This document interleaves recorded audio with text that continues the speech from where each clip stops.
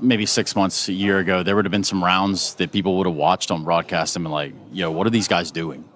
But it seems like that issue is kind of going away. You think so? Yes and no. In some games, we still lose these rounds. Because, for example, against G2, we lost countless of anti-forces and stuff like this. So I think there's still a mix of it. But I think we're not letting it go to our heads that much as before. And in a game today versus Monte, what do you expect from these guys? They're getting a lot of looks. They're getting a lot of Counter-Strike time-ins. Talk to me about the game. Yeah, I think actually we've been quite impressed by them, and I think Gizmi is actually a pretty good captain and been playing really well. So props to them, and I think it's going to be a good game today. And we cannot underestimate them, and we need to play our A game to be able to win them. Tess, this last one I got for you is the Falcons, win or lose, the forums and parts of the community just want to call for your head, man. They just don't like Tessus sometimes, win or lose. How do you deal with that, and how do you respond? I think it's up and down, actually. I think I get more support than hate, to be honest, on Twitter and stuff. So I don't really pay attention to it too much. But obviously I have some sacrificial roles where I might look worse than it actually is. And that's how the game is. And I'm kind of used to that through my whole career. So it doesn't bother me. I'm here to perform my best and do my best. And I know the team appreciates that. Tessus, Best Support 2026. You heard it right here. Thank you very much, Tessus. Of course. The Intel Extreme Masters Cologne Major 2026 is brought to you by ESL in partnership with Intel, Acer Predator, DHL,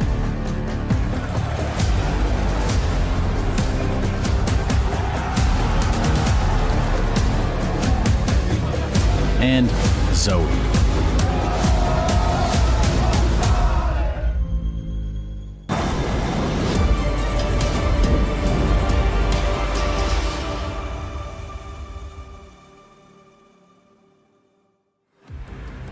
Another day, another chance for the Falcons to pull ahead and to prove to us that they're going to be playing Counter-Strike worthy of a potential major run. In front of them, a Monte that just continues to exceed all expectations. It feels like, unlike some of the other Stage 2 teams who had our high hopes set early, this is a Monte that hasn't really convinced us all. It's like, for whatever reason, Mo, we just, at least the two of us, I just haven't bought in yet. And yet I'm pleasantly surprised every single outing.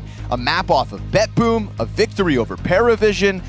This is a Monte that, well, they'll have their hands full versus Falcons, you'd think. But even if where these teams last met, that was a very close affair at a time where Monte arguably weren't playing Counter-Strike of this caliber. It's an event where they said that they were just losing versus the better opposition, and yet in the Falcons game specifically, Monte have already pushed this exact roster to the brink. Someone found my old tweet when Paris happened, and I said, block everybody who's not putting Monte through to playoffs. And I think at that time, that was a Monte who were the first iteration of an up-and-coming Tier 2 team who were grinding hundreds of maps a month and had an insane map pool and were taking all these wins and were more like Foot, Whereas this Monte, it feels like they're kind of underdogs in a similar way, but they don't have that same aura of they grind everything out. They got mega talented players. No, instead it's like Gizmi's been a really interesting IGL to watch. Azuu's had a huge jump up in form, but they're constantly on the back foot. There's lots of rounds where they look outclassed, but they still grind back. And so it doesn't feel like they're a team that's just a trajectory is going to keep improving. And I think that's the difference, at least for me, when I see this roster. But there is no denying that they have grit, and then they actually keep continuously showing these rounds, and they have been consistent, even if they don't have the talent to match up to all the top 20 players that they're going up against. So you can't help but be impressed. You have to respect what they've shown so far. And, Falcons are here because they lost a game yesterday they probably weren't supposed to, so I'm sure they're half scared about the thought that, Monte don't seem to fear any man. What we have had from Stage 2 Monte to Stage 3 Monte was a small fall off in the Azuu overperformance, right? We were talking about Azuu having essentially a career turnaround here at this major, in contrast to previous outings. We thought to ourselves, surely this can't be maintained. It's not like he's just fallen into oblivion, but it hasn't been of that caliber. And you'd think that if you're actually going to make the win happen, right? The difference between pushing them to the limit back in Astana and beating them here at the Major could damn well be Azuwu's ability to hang on to whatever the hell it was that fueled him through stage 2. Yeah, maybe he'll be the TESS replacement that everyone's assuming will happen. Get Inferno the pick of Monte, Falcons for Dust 2, and we boil down to the decider here. In a best-of-3 outing that you've got to push Falcons. Now again, I said push to the limits. It's not like they actually won a map back in Astana. We saw Dust 2 in that series, 13-11 Falcons win. We also saw the Ancient come through, in this case, not featured in the series. I mean, the first pick is great. It's from the bottom of the pool here for Falcons. They come off a loss to G2 on it. Maybe there was a lot of stuff that they watched that they could use again. Wow, it's TESS's 9th major? Why does that seem like a lot? But brother's been around the block. I mean that in only the best of ways. First one would have been what? Was this a rookie major, Rio? Was her up at Antwerp as well, actually. Well, he's done more majors than us, Mohan, and our first was Antwerp, so that should... Well, how many did we do? We've done 8. So his Stockholm? first would have been Stockholm. Yeah. Damn! That's pretty cool. It's guessing off the top.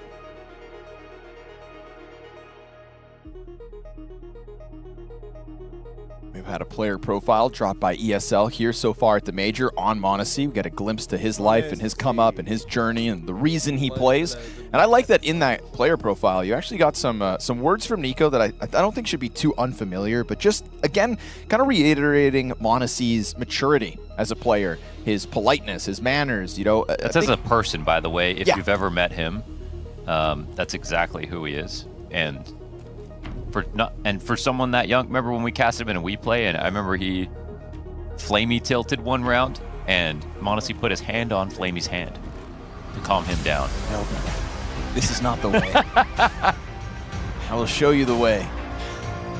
Well, no peace and forgiveness can be afforded to Monte today. This is a team that has been punching upwards, that has been seizing rounds when you leave a little slack, and you would think for a Falcons that want to make a deep run at a major, Monte should be nothing but a bug on the windshield. Problem is, they're not. They're just not. They're just not. It's like, it feels like it every time, but then they're just not. They're like Rocky right now. I hear the music. Let's see if Monte can do it again. Whether Falcons really start to find their groove in Cologne off of the back of these plucky underdogs. Flashes to wrap around the arch side. We're looking for a solid performance from Kerrigan. Doesn't have to be a superstar. Does have to be better than his first goes here in Cologne. He'll get one. Oh, Kyosuke dies with nothing. B-site wide open for the taking. And Azuwu locked into the boiler room is going to find TESS on this quick scramble to try to get ahead of the bomb plant. This is going to be a tough journey for the CTs as Azuwu can compromise the flank as they will take over Banana. And you'd think all things point to a Monte T-side pistol win. Yeah, I mean, even without Azuwu in the equation, it's just so difficult anyways for Falcons, and even Monte's on this task to go and search for a player who, again, might not even matter. He will find him, but still takes a headshot. And now he might not even get it alive. That's clean out of Monte. But what does it matter? Yeah, it's all in vain. New box, dark. It's all locked in, and BMAS is the one to put Nico down for the count. So we get Monte converting the pistol. A nice exit protocol down through arch side, finding Kerrigan with the one and done. And the fact that Kyosuke just gets 0 kills on his hold means B-side 2 prime for the taking to ignore.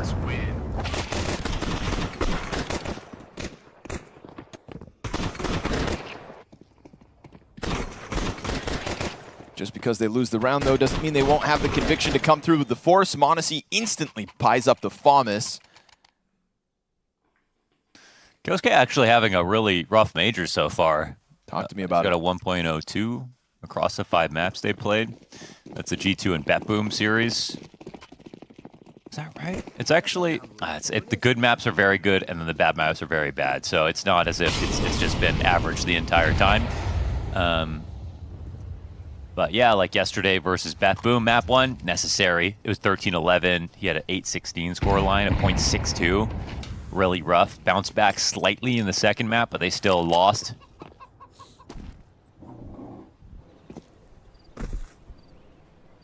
A lot of players coming to this event with lots of hype and attention. Kyosuke's one of them. Yep, thank God his sticker looks better this year too. Well, it couldn't look worse. Exactly. It's not that much better.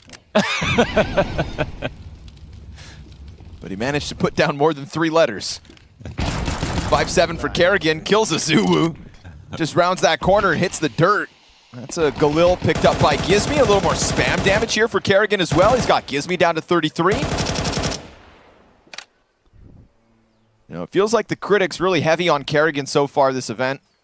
With as poor as he started individually.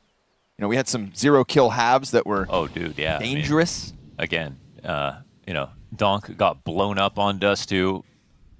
Had like 9 kills, and that map is still better than Kerrigan's best performance. Oh, yeah. So he'll be looking for a good day.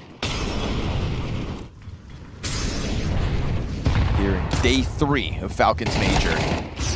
Mass clears it. Good flash connection, but the 5-7 gets away from Kyosuke, and they end up losing everything in that bomb site. Felt like you had the pieces in the right place. Felt like the flash was good enough, but then 5-7s just can't connect headshots quick enough. Kerrigan getting cleared top orange certainly doesn't help, and we go to the Monte conversion, 2-0.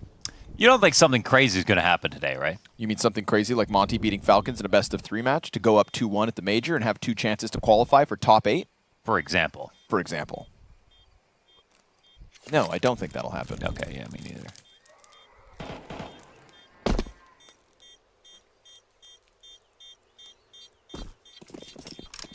But I have watched many unexpected events unfold in our near decade of casting this game, Launders. Yes.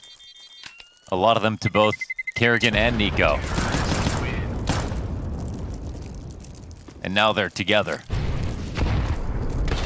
For the most unexpected major of all time. It's a scary amount of bad juju.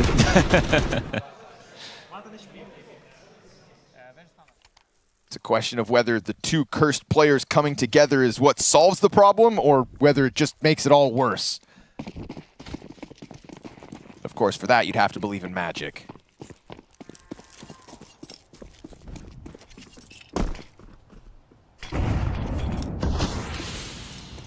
And if they believed in him, they wouldn't have cut him from this roster.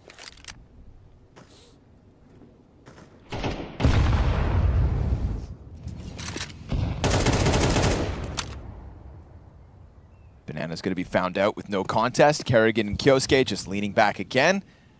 Kyosuke's still on the hunt for his first kill as Kerrigan gets shredded by Gizmi. All made easy. No Kevlar to protect the brains of the operation. Kyosuke underhanded flash with the P250, just wants to go for a reposition. If he can even get his first here, that'd be nice. But it's a bit of damage on Gizmi, and another B site overwhelmed by Monte to no real contest. Let's press the fast forward button and get to the next round because I need to know what's going to happen. You have to wait patiently just like everybody else. Because it's Inferno.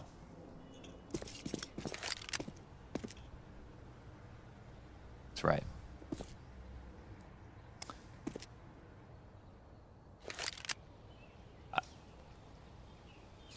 Might have been a great choice in the veto here for Monte. Honestly, it's actually just an obvious choice for them. Top of their pool to the bottom of Falcons, and that one kind of lands in their lap. Gonna make the most of it. Looking to get away from that bomb. Afro barely hangs on with 2 health, but... Ooh, Dezuwu just takes a stray, so that'll be 1 more casualty racked up versus Monte, but I think they're fine with the 3-0 start and triple AK save. Here we go. Guns on Falcons for the first time this series. Op on Monte instantly.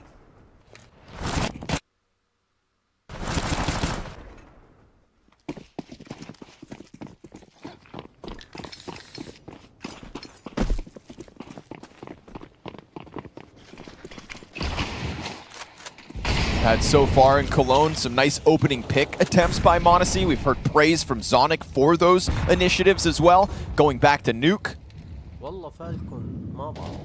Shown an affinity to throw himself at the risk. See if he has that confidence in him here on Inferno today. Kyosuke, there we go. On the scoreboard in the first gun round. It is a Zuu blasted away, sitting 1-4 now, not having his best start. But so be it. What kind of a recovery can we get out of Monte as they just inch their way closer to the brackets? A brackets that has 3 players here. TeSS up top playing counter flash. Nico to the cubby. And Monte first contact. They're going to have to act soon to try to move people out of position. And CT is still holding a fair few grenades. Important on Nico. Nice. Oh, Afro gets right underneath that. Monte eats the flash, dies to the op. Now you've got TeSS active, no longer looking at the wall. Afro pulling this apart. Goodness, that read is perfect. Now Nico's going to get smoked off. He sends a bullet through that could have damn near killed Nico. Might as well try spamming, because otherwise, this one's a wash. Afro just going to try to cover smoke up close as Gizmy goes for the bomb plant. Whoa, that is 3 players for Falcon set up on brackets, and they find nothing. That was insanely clean. I mean, you just don't see almost anybody be able to take mid that cleanly. I mean, the picture pickoffs with perfect. the flashes, yeah. Just picture perfect. I mean, he's going to have even like very few footsteps there. There's not even anything. They didn't even leave any traces of himself. They threw a flash. It popped in the air perfectly. Monte dies. He steps out, walks a couple of steps in, takes out TeSS, lined up perfect. No flick required. In and out. They'll still make it costly for Monte, but I think they're just happy to have 4 rounds out of the gate. This is a game that they probably anticipate getting tight, but watch Afro go as he just reads this like a book. And the flash support is beautiful right there. They will feel the pressure, boys. They lose some rounds. They will think about what the community will say about them. More pressure for them. Let's go, guys. Send them home. Yeah. They think just like us. I love this. It is true. Yeah, send That them is home what in the they're 1-1 game. Let's help send them home. Honestly, it's going to feel like they're getting sent home if they lose this game. It will, actually. Like, Nico wants to be freed up. To hell with standing in a corner and watching your teammates die around you. He signs up for an opening duel, connects on Gizmy, and finds the headshot onto BMAS. Monte just leaning around those mid peaks. And sure enough, this time, it's a much more active-looking Falcons and one that gets the 4v2 going. But Afro, pretty quick to the response. Looks to just slide through into this A site. TeSS, up to you. he's down to the pit as Monte goes for the flash into Balk. It's going to be a tough push out for Rainwaker. TeSS gets hurt, but that's not enough to kill him. Monte finds his second of the round. So 2K from Nico, 2K from Monte, both of them just kind of taking over this mid-peak, going for the fight as opposed to leaning back, sitting on their hands. They want to get into the game, and they do exactly that here in the 5th round of play. They will be thinking about what the community will say about them. You know, I really like the Coolio coach listen-ins. Yeah. I really like the Kakafu coach listen-ins. Yeah. Just, it's nice to always know that even in the Tier 2 space, you've got these up-and-coming coaches. It's funny because sometimes you hear Kerrigan on the listen-ins and he has like the same amount of self-awareness. So you're like, guys, focus. This is cinema match. Cinema. It's like, Come on, guys, enjoy it. It's like, brother, you're about to throw a 6-round lead. Come on, boys. This is what we do. Like, it's not wrong. Looks like Afro is hitting shots, though, right? Finds Nico in mid as he's going through that 2K sequence. Not able to hang on to that AWP.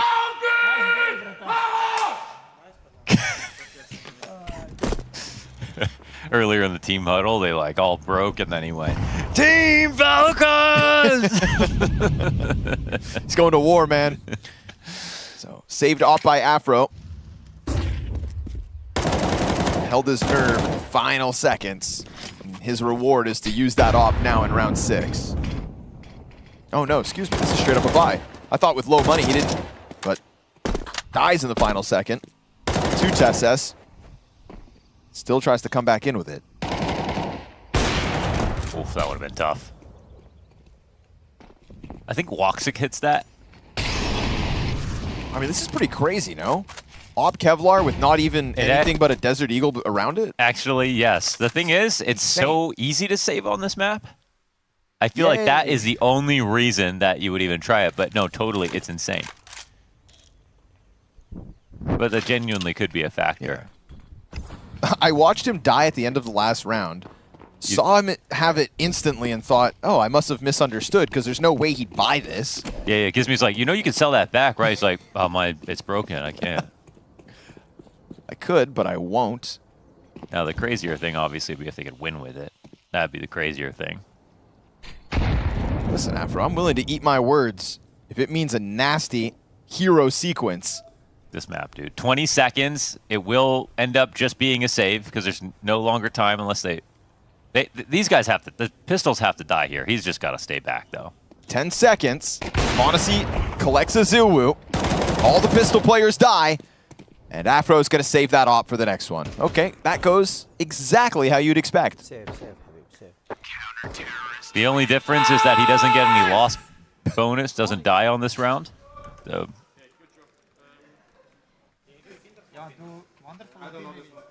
It's a scary sign for Monte when Kerrigan starts having fun.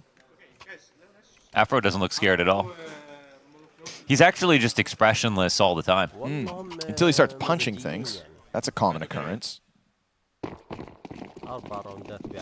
It's a form of expression, violence, no? Just on his face, though, I mean. Oh, okay. Nice nades. Oh! Yes, sir! Ah! Couldn't have been better. It hit him perfectly. Right in the chest. And Tessus doesn't catch wind of that balcony walkout. Rainwaker gets closer. This is looking like 4 players in apartments. Gives me smoke grenade's going to be coming over top. He'll be a little late to the party, still throwing util from alt mid. We've got Monte in the pocket, 16 health, right? Because of those nades at the B site, but perfectly timed on the second pull of the trigger. And Tessus able to hang on to the balcony. Afro, nice wall bang down into it. As Monte awaits for that counterpart to drop off of Balk, Afro remains on the top rope. It's going to be Gizme to arrive late to the party, but still with time to win this. Does he know? He doesn't know Nico's right here, yeah. He's trying to climb up. Unfortunately, as he does so, dies out to the Nico hold, and it is Falcons 1 round from tying up. Expressions. He's like, you're funny, I'll kill you last. The round after, they kill him first. Nades to the face for Kerrigan. That's about as good as those nades. I mean, that's, yeah. Can't expect anything better than that with a boost on this round. Great call for Gizme.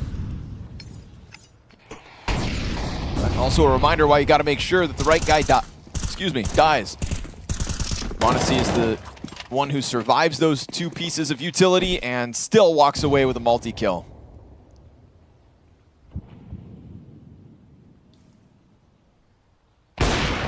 Four Desert Eagles turned into 3 Desert Eagles. As Monte finds first blood once more, 8 kills to his name, right there alongside Nico. Yeah, but like magic, you're back to 4 Desert Eagles. Okay, now you're Oh, careful though. You start pressing in, you start getting a little antsy, a little excited. You think you've got this round in the palm of your hand. They really do have some heavy hitters, man.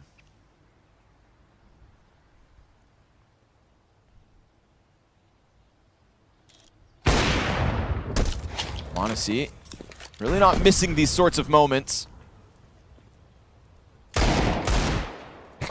It's always lovely when you can see Monte's impact on a game out of the gate. You know, we do put him up on that pedestal. Sorry. Yes. Yes. Sometimes I can't with this guy. I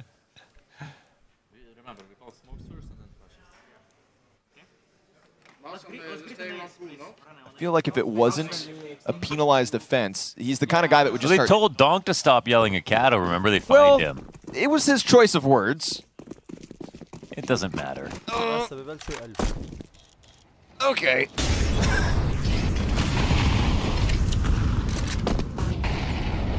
If Kerrigan could throw things, I think he would. At the Not end of the at day, anybody, but just up in the air. It's energy, you know? Well, That's what it's really about.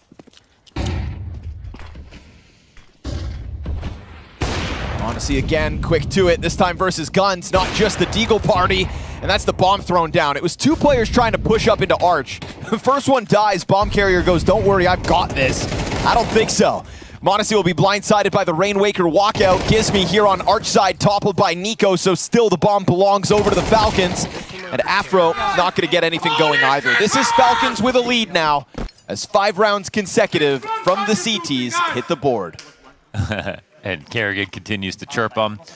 That was a very sharp hold, to be honest. I mean, it looked really simple. I mean, Monte already looked exhausted for some reason. Maybe. What did he say? I don't know, I didn't hear. We're missing maybe an additional scaling flash to get Monte off that line.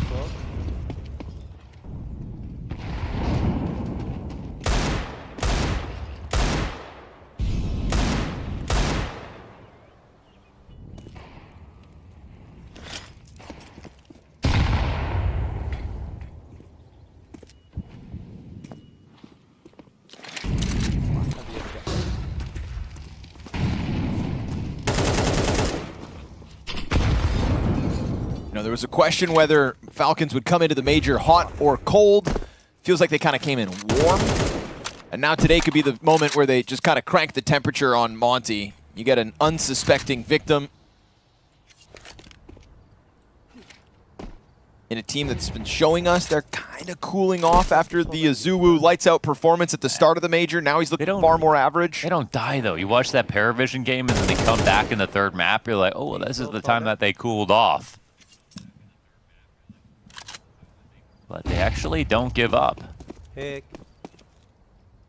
think starting with the 4-0 T side certainly will help their chances on the defense, but this is no bomb plant even for Monte in the last 5 rounds that Falcons have picked up. They're the one-piece crew. It's been majority alive during this 5-round streak, every round except one. So the scales shifting in Falcons' favor. Tech-9s to try to puncture through the stacked site. Oh, Monte, great cover offered up by Nico. Just when you think Monte's gonna die.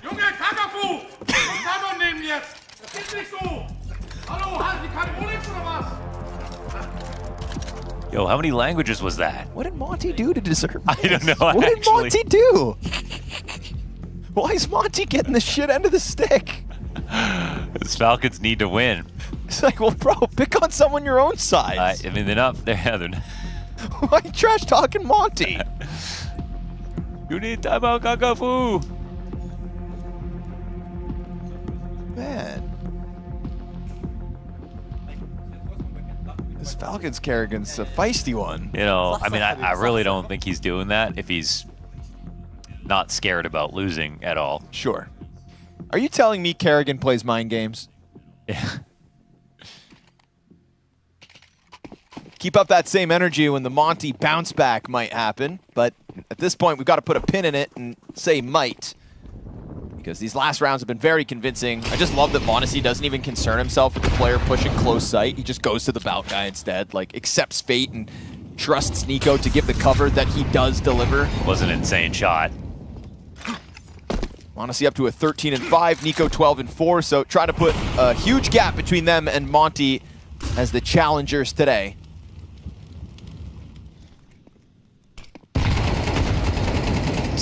Counter utility here for Monte, so good. It's a shame the Delaying second it, frag grenade, though, bounces off the wall, because it would have been the same result as the last time we saw those 2 nades hit to perfection. Even still, that was such a late timing for those nades. After the retake utility had come out, probably felt like, oh, now it's all calm. These Falcons don't take any damage. But right now, lacking a little bit of vision. Once again, putting Tessus in a challenging spot.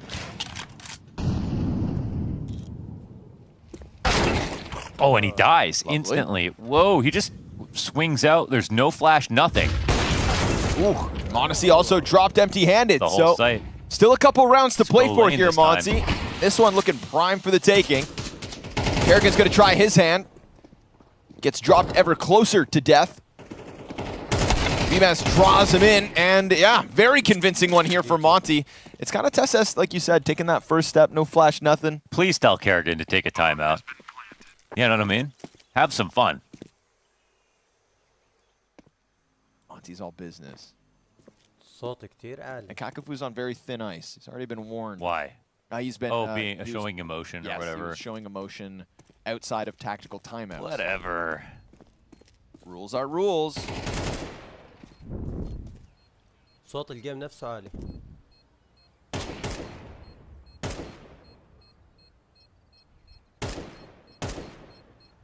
BMAS on the hunt for the 4K. He's going to find it. So nice quad kill. BMAS just works his way through brackets each step of the way. Opens a door for Monte to find a little more after that 4-0 start. Let 6 rounds go. It's overall a good half here for Monte. I mean, sure. lots of great rounds calls. The util was solid. Are we surprised that they're down a round? No, not at all. الميكروفون عندي شكله خربان أو في إشي مش عارف. It's clearly not a flawless Falcons, right? Monte's look great. Nico's look great. Kyosuke's got less kills than Kerrigan. Yeah. So The bad major continues for him, kind of. He's only had a single really good map, I think. my memory's failed me. How'd he do in Budapest? مش عارف أنا ليش 3B. Wasn't that also a bit of the conversation? Well, that was playoffs, right? It was, yes. That's the main thing normally. Like before that, Yeah. it's not a problem at all. I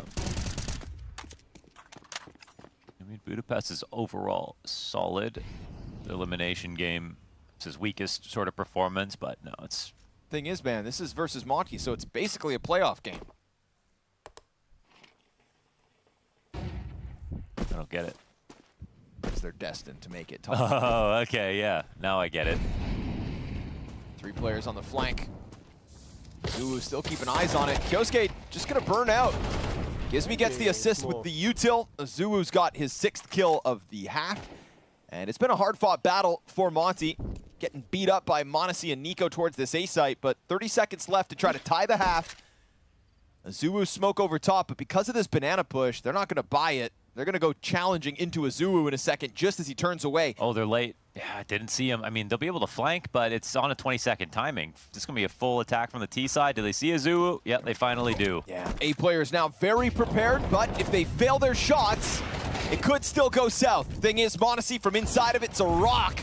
And Afro too late to the party. 4 seconds left over. 7-5 half put forward by Falcons as Kerrigan taps the wristwatch.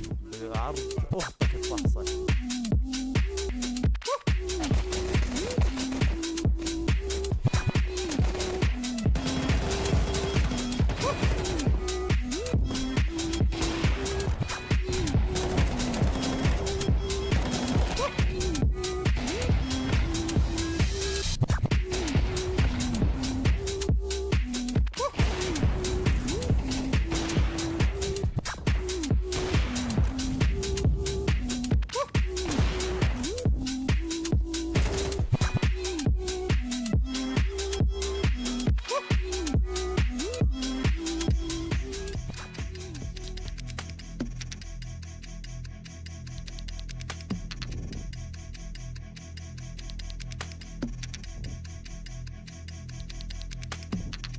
You make me feel like I'm losing control. I've never been so high, and just so you know, just so you know.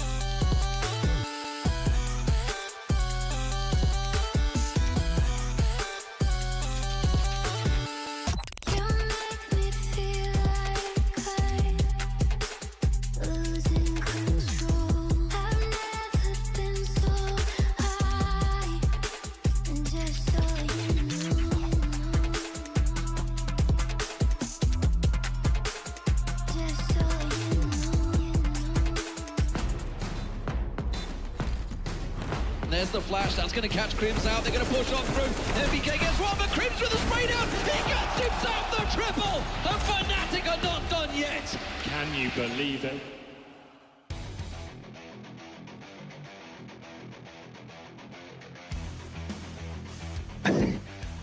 I have a question actually. It's a live question. When you scream like this, do you shake after a bit or not? My stomach is stuck in the table, so I automatically shake. When I start fucking yelling, the table is shaking. Okay. Life question. Life question. When you yell like this, do you shake? Okay. That was a... He's shaking because he's nervous. Oh, who's shaking now? Maybe also why he's yelling. My stomach's in the table. That's a well So the table shakes, in case you were wondering. Every structure needs a good base. Good Kerrigan. Is me. Getting deleted here by Finn himself. Nico finds the P250 kill. Azuwu's tapping heads though. Playing the truck for cover. Yo, he's got more. Triple kill for Azuwu. Goes from 6 to 9 frags in this second pistol, and we're gonna watch Nico try to piece together a 1v3. He's got the bomb in range, and actually a weird situation if a Rainwaker isn't careful that he gets flanked. Oh. Or just avoided. I feel like you need to go get the kill, you know? Oh! Womp, Womp, womp. You thought you were gonna get away there, Nico, but nope. No, I mean, that was a Figured it out. kill and the round. Yep. Bomb play at the minimum. Mm-hmm. So, 1v3 attempt. And there's someone denied. stupid out there that says he should have ran and gone to get the plant. No, you should take a kill like that every day of the week. It was so close to a done deal.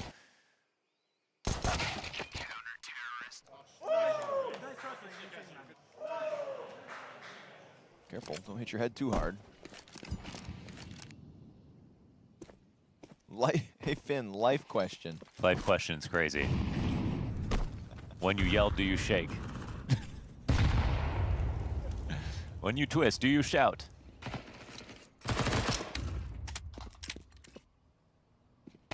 Gives me on the fallback.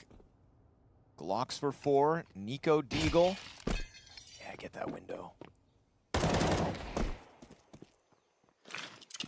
You think he was probably talking about aim though, right? Like, do you get like if you yell too much, are you gonna No, I thought he meant pump like, your blood pressure and then Yeah, you start cause getting a little shaky aim? shaky. I Yeah, feel like he's yeah, almost yeah. warning him. Warning the old man. like a polite way to say like, hey buddy, cool your jets.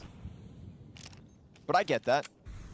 You know, when we do big intros and stuff like that, it always takes me a round or two to reset. Adrenaline gets running. I can only assume it's even worse when you're actually competing and have something at stake. And you do it every round? No, but No, I do I mean, it really I'm talking big. about Kerrigan. Oh, okay. Yeah, I try not to do it every round. It's in my nature, though. To be fair, he's only doing it on rounds they win. For now. Oh. There we go. Nice deagle kill for Nico, bringing up the rear with 3 Glocks in front of him. If they can get a bomb plant here, that'd be bewildering. But sure enough, here we go. You What did they just come in pushed with? through. They came in with a single Desert Eagle on Nico. That's it. That's all. And look at the position they find themselves in. A FAMAS and an M4 tucked in behind one another. And more Nico, of these. 2 Desert Eagle kills in, still yet to take a lick of damage back the other way. And if you think he was loud before, imagine if they finish this one. Nico's got a 3rd. Oh, but connecting is Gizmy. He's gonna rob it back. Keep it cool as needed, as it's Monte to tie this game up at 7 rounds all.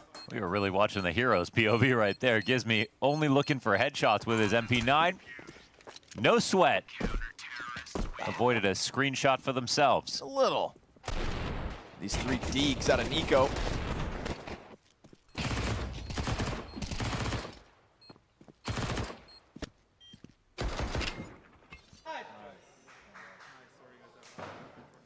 This guy's got papers everywhere.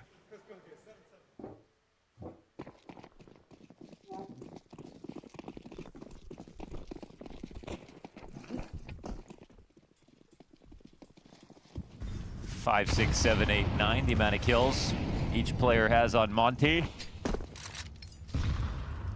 a couple, it's crazy because you look at the score, 7-7. Nico's 18-7, Monte's 15-7, Tessa's 11-6. Monte don't have any of that right now. How have they tied it? Love and teamwork. Uh-oh. Burning down. You read one of those 9s as a 6, والله Mohan. فالكون كل شيء Hate to break it to you. Oh, did I? يعني 5, 7, 8, 9, 9 doesn't just doesn't roll off the tongue quite as Dude, the same. still, but like, point is, no, no one's really carrying here. No, they kind of got beat up in the majority of that first half. It's time to turn it around. Talk about the power of pistols. They've got both. They've converted. Just don't let what happened last half happen again and let the Falcons' first gun round connect. We got a flash in and a Zuwu set forward. Oh yeah, 2 players blind. Just as quick as he goes in, he dives right out, and it's a 5v3 secured off of the flashbang between Gizmi and Azuwu. No overcommitment. They can't chase him. And Gizmi and Azuwu are quite low playing this together. Azuwu will go down. Gizmi takes his next peek and gets out. Whoa, walked right into that chance. Yeah, that's an open invite for Monte to plant, but he fakes it at least once, just trying to elicit the reaction. No jump out through coffins. Definitely a winnable 2-on-4 situation considering the HP. Monte's able to cross back out. Slowly, this Banana player is getting into position. They want to come at this full force together. The only kits on BMAS. And BMAS back in the CT spawn suddenly finds himself part of this 2v2. It's damage on Monte. Banana player very late. Slow to the play. Monte finds the headshot. And as BMAS comes back in, they stick the landing 2v4. Yeah, insane from the both of them. Perfect the positions they played and updated formation with the HP remaining from Monte. You knew they were worried.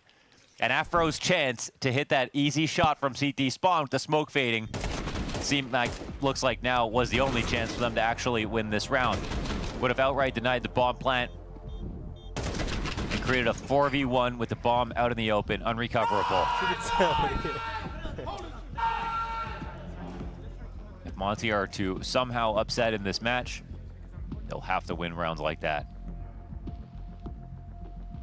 And here comes Zonic for the first time in this map. Off of the 2v4 round win.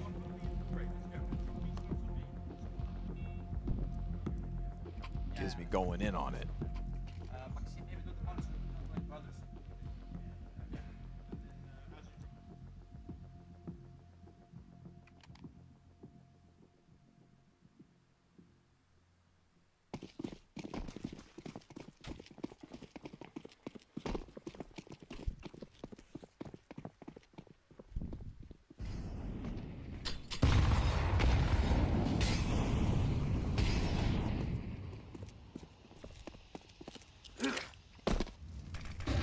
Fast play. I mean, this flash, and they're trying to skip through everything. Gizmi's clasping his hands right now, hoping this isn't actually going to be an exact, but Falcons are actually nervous that maybe there is a stack here in B. There's cause for concern with the buy that Monte bring to the table in this 16th round of play. Reality is, though, it's just not positioned on the right site yet.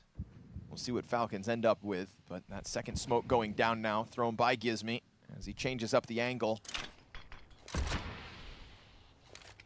Arch players peel back slightly in the face of a bracket smoke, and sure enough, still Falcons leaning towards this B site, but giving over enough time for Monte to actually now bolster the numbers. This would have been an easier take earlier on. But at least all the grenades you could ask for here for Falcons, and still numbers the advantage, and Nico finds the insta-kill on Gizmi. Certainly going to help out not having anybody to deal with over towards Coffins. It's just this boost spot from BMAS in a moment. Trying to catch them off guard. He's allowed them to cross. Opts to strike Nico down. And Afro looking to inch forward here. What's he going to do about this? 15 seconds on that clock. Smoke fading. He's going to, get the bomb planter off. But Monte at least gets the kill, and still enough time to put that bomb back down. Yeah, luckily for them, a few extra seconds. Flash in does nothing, down to 2 players. Good try here from the CT side, but it's very successful for Falcons. They'll be fine. Down to a single flash, but they keep 4 AKs up. Entry solid.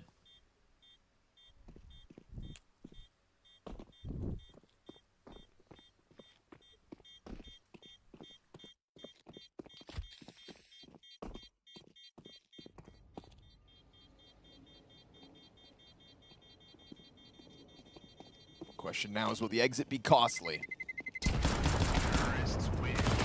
Answer is yes. Nice little upgrade delivery here for Azuwu as well. AK for his efforts. That's that tap. Gets Gizmi out of the round. And you flush the bomb planter off the first attempt, but not able to capitalize really fully was Afro. And so this is what you're left with in round 17. Sorry guys, it's fine, but let's try to not clock the comms, please. I'm like getting so confused because I'm holding something and I'm like, oh no, but like. That's Kerrigan actually. Get it into your comms. That's funny. It can be easy to be excited. Yeah, that was... when you know you have such a good chance. That's what Afro had to say after that 2v4 comes together. Yeah, true. Trying to find cause as to why you threw away such a good advantage. Here's a Zeus kill queued up. Not a good angle, I guess. They had to be much closer. Little TSS triple. There was a lot of bodies in there. Oh, here's the Azuwu AK, but wrote off the threat of a second one being on the ramp. Just felt like he had room to run that down. And it's a bit of a shame, too, because otherwise, bomb's sitting right in front of you. You've got a teammate who could really actually go pick up that gun instead. Sure, if there's nobody ramped, then Azuwu takes the challenge further, but he kind of throws away that chance to just sit on bomb, and instead, it's going to be Falcons to secure double digits with it, and a full buy up next for Monte. No op for Afro. That might be significant, especially with one on the other side. Honestly, having a great map so far.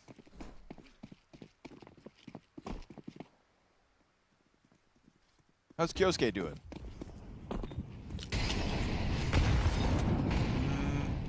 Yeah, I mean, looks great backwards. Nice to see another moment here where Nico's topping the charts for Falcons. Kerrigan's... wait, no, who's it? It's Afro inside of that smoke.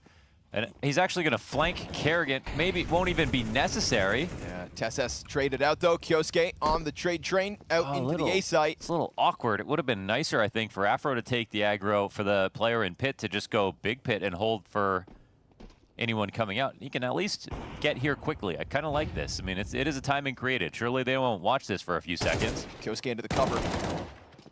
Honestly, doesn't go for the bomb plant, and thank goodness, because it's going to take time for Nico to get here and try to clutch out 50 seconds, 1v2. Good wrap around through apartments from Afro, kills Kyosuke off guard. Come on, Nico. Show us what you've got.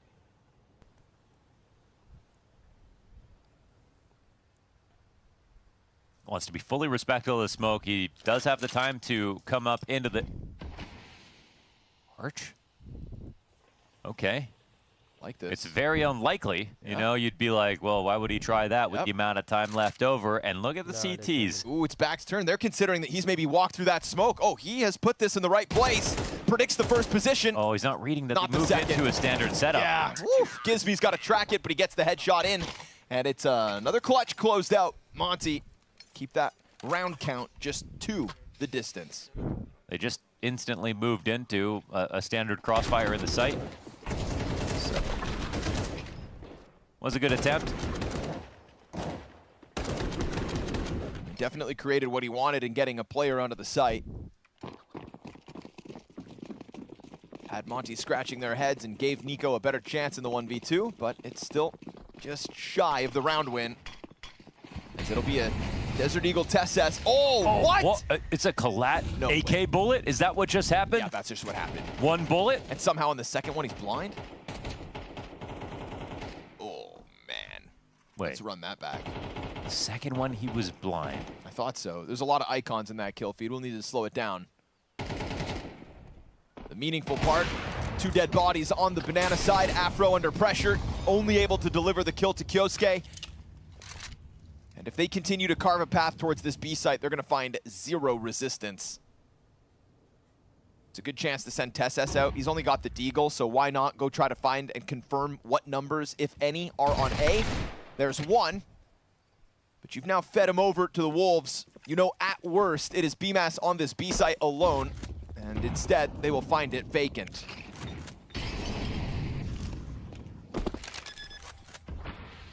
Be careful about the plant, just in case there was an extra guy over here, but the scout served its purpose.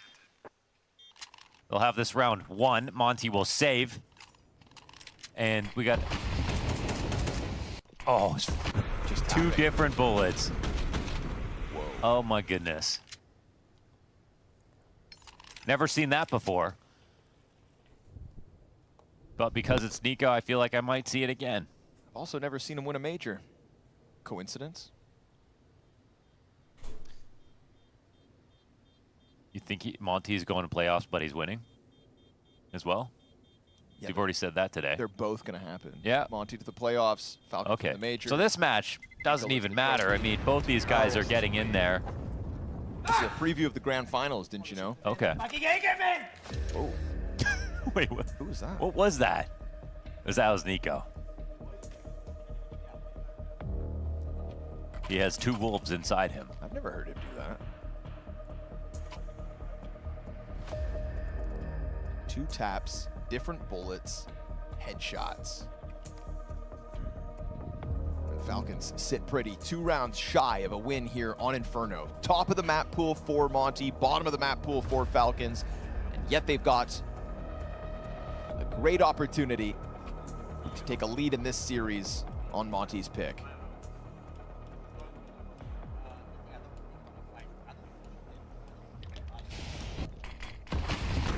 More time. كيف؟ Unreal way to go on such an important round.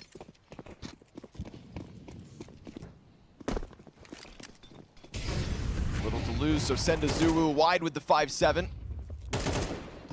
But the approach to alt mid is cautious enough to be ready for something like that. So Monte just as quickly disappear back through the CT spawn. But this doesn't look like a round that Falcons are going to rush in either direction. Very cautious out the gate. I think they realize this opportunity. It's a 12th round on the other side of it versus very unimpressive buy for Monte. And just get some small tools for the job. Oh, just didn't flash. Oops. Going in again, a little slow. And Nico is going to hear another player, maybe assume there's 3.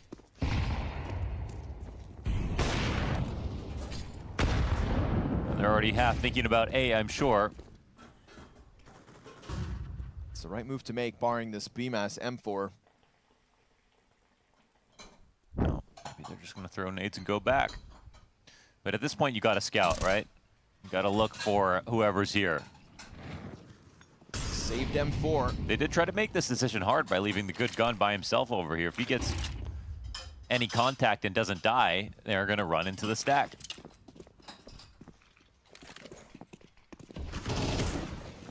Rainmaker, though, popped instantly. It's the Azuwu 5-7 for 1. MP9 picked up by the last piece here. Gizmi doesn't even have Kevlar to work with. 2 players saved. One of them doesn't even get into the action in BMAS on the other side of the map. Goes about as well as it could. Yeah. 4 map points secured by the Falcons. There's a very slow squeeze. I think, again, you know with the save previously that there is this threat out there on the field. You do a good job of dodging it. It's kind of a weird game, like pace-wise. It's just like a team's winning, but it doesn't feel like anyone's really building on previous rounds. Kerrigan stopped yelling all of a sudden, so it's just dead silent. There was just a lead here. He got the hint from Monte. Yeah, right. Yeah, he definitely got sunned. Terrorists win.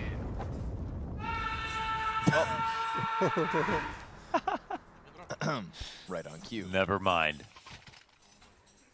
Take it all back. I still want to know what Nico yelled.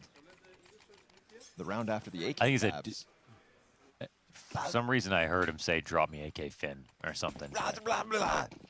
Yeah, I think that was that. All right, 4-round gap.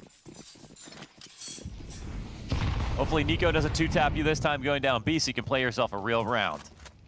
And it's all Monte are really asking for. A chance to show us what their defense has. And Rainmaker giving it back, and Tesses finds first blood for Monte in the 21st round. Kerrigan's eating utility, tries to send some back towards Azuwu. Eats a flashbang in the middle of all that, and now here comes Nico. Good trade already. Gizmy at a disadvantage with that MP9, and Nico wants to control the AKs in anticipation of Gizmy trying to extend and get the better gun. But it's okay, there's an M4 on the other side of the smoke, and Gizmy happy to just grab that instead.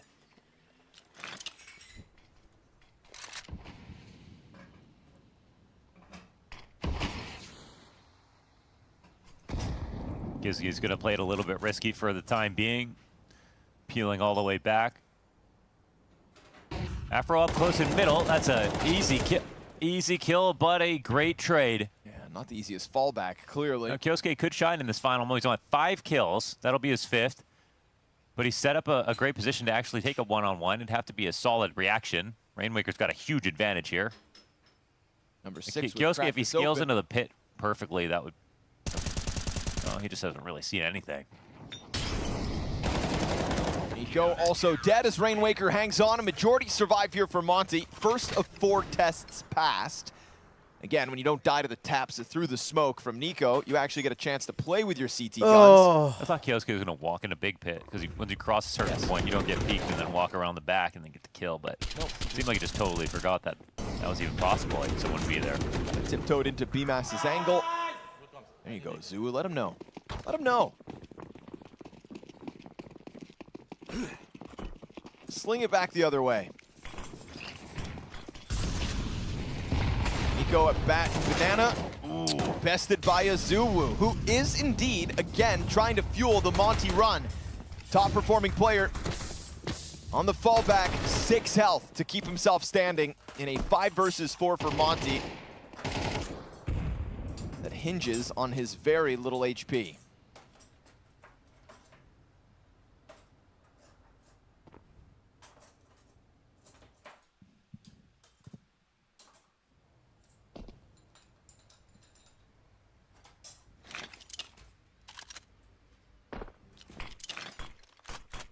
Don't care that it's 5v4. I think I would rather be Falcons in this spot. Full car control, ready to exec.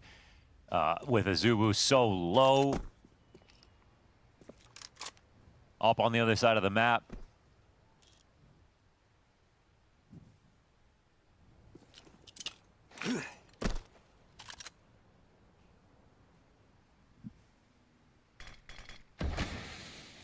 Uh-oh. Yeah, that's, You're gonna run into that?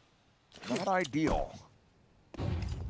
But it does keep BMAS and Afro still looking at it. Can't help but stare at that smoke. That monstrosity. Yep, so then now scrambling over to the B site as Zuu primes the incendiary to deny default plant. I'm kind of playing a bit of retake. Gizmy's gonna break this open at the same time as CT. This could be a great tactic. They clear out oranges, they clear out new box. Tess trying to plant on the fountain. They die before the grenade gets thrown. And while Gizmy does get one, Monte's fast to hold off on the flank. No way they've put themselves in an even 3v3 post plant. Felt like that utility was going to fluster Falcons, and but Monte has an HE as well. Throw that to CT spawn. they seem fine. Incendiary picked up now by BMAS. Azubu's going to pull his nade out, trying to fluster players from the back of sight, but nobody's back there. It's new box, pit, and back on banana. Monte and Kyosuke with the first 2. Afro stuck between all 3 players, and a missed off shot's going to be his death sentence. His bomb's going to expire. Falcons take a 13th round, and it's a hard-fought battle, but it's one that economically was just stacked up against Monte all the while. 4-0 their start. They end up picking up the second pistol to kick off that second half.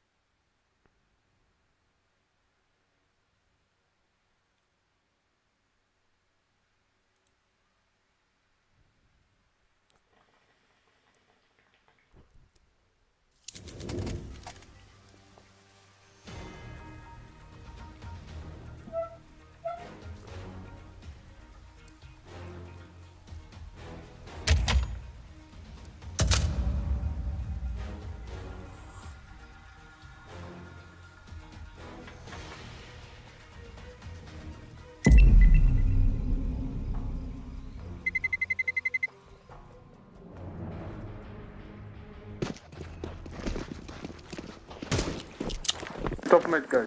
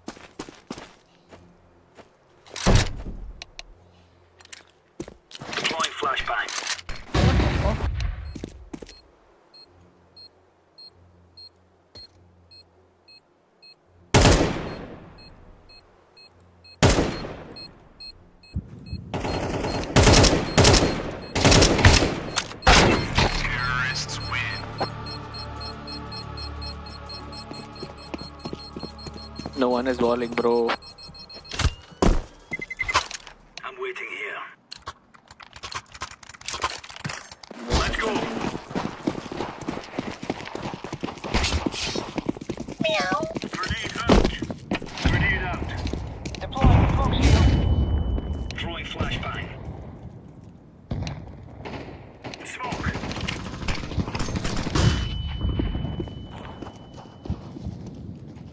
Grenade out.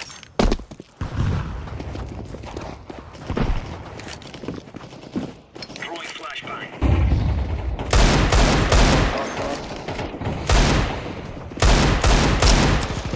Op B, op tunnel, op tunnel.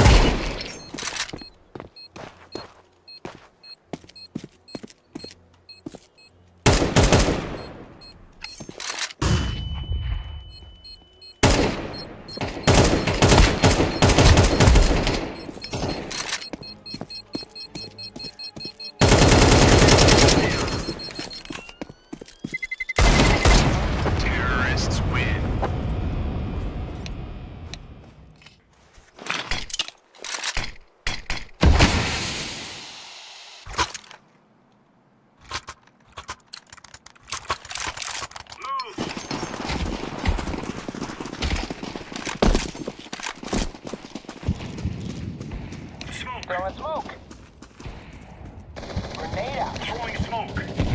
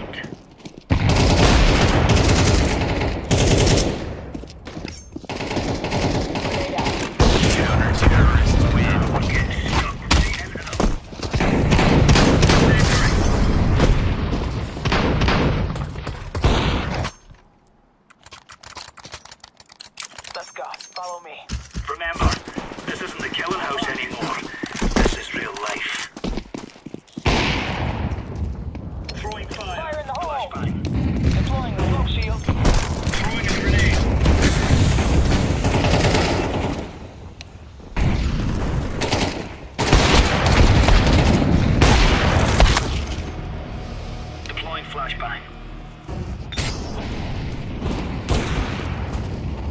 Grenade out.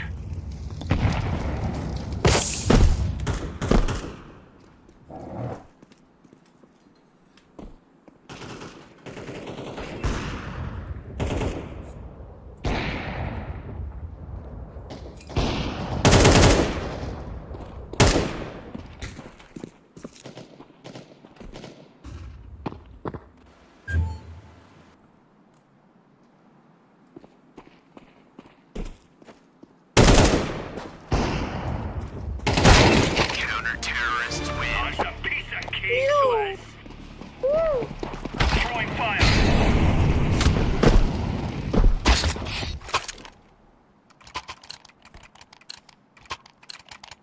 Move it, move it. Smoking. Grenade. Grenade. Throwing flashbang. Incendiary out.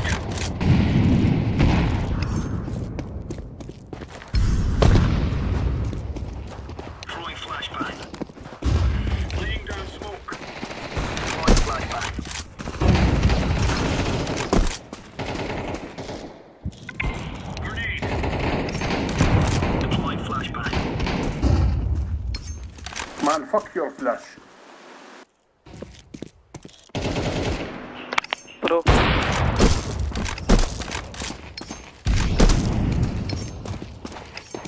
Laying down smoke.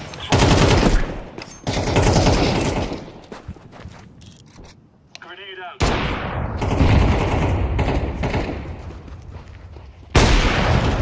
Counter-terrorist win. Now we're really leading. Easy peasy, easy for it. We don't need hack. We don't need hack. Kick him, this cheater. I'm not cheater, motherfucker. Bro, you want to play CT.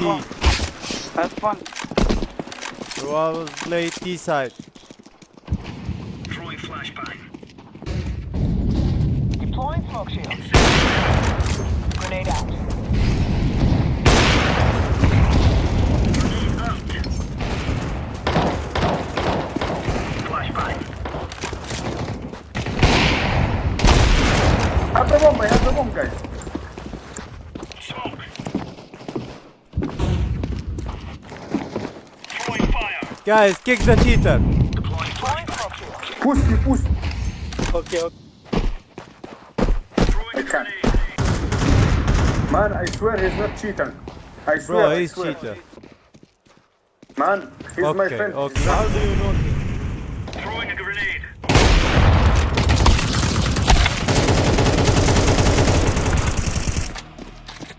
Okay, guys, forgive I him. swear, He's I not swear. cheater. He's swearing. Flashbang.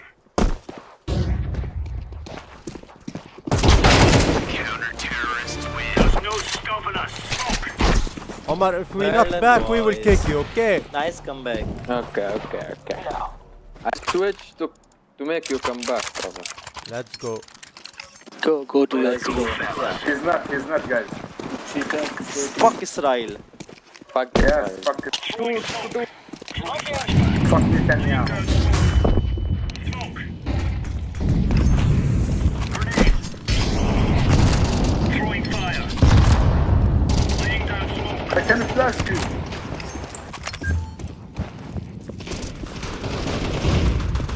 Flashbang.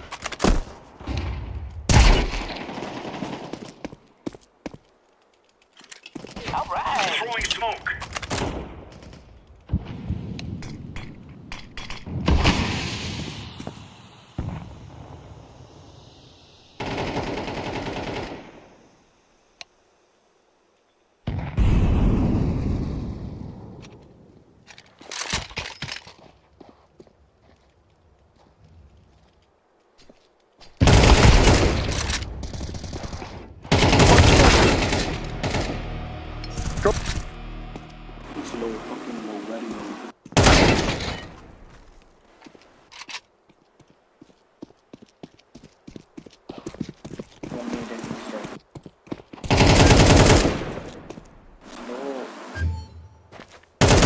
Counter-terrorist win. Nice comeback, guys.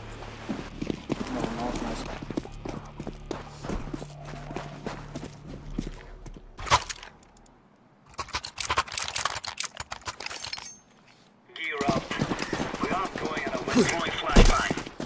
Laying down smoke. Throwing flashbang. Flashbang. Incendiary.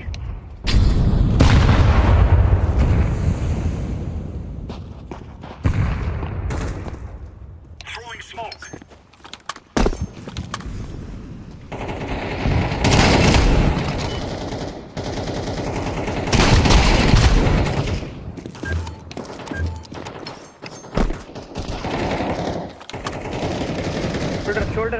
Shoulder.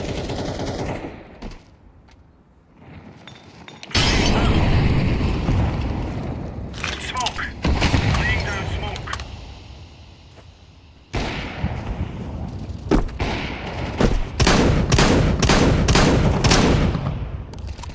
Counter-terrorists win. Champion.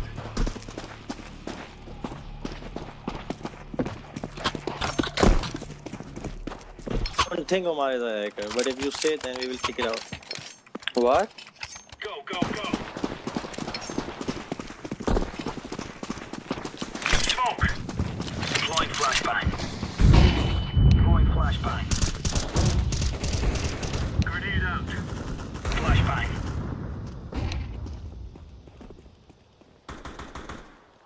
Deploying flashbang.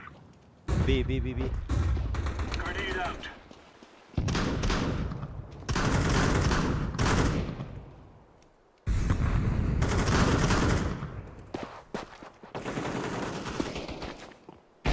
Throwing a grenade. Grenade out. Incendiary out. Push.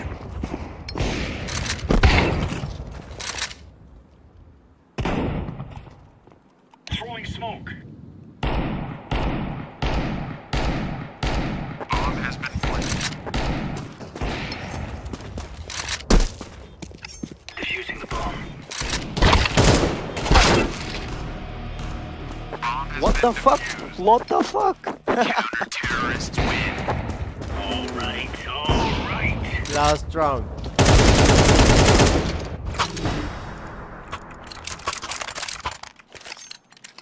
Go.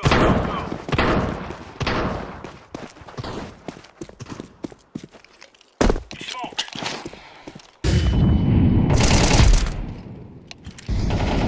Laying down smoke.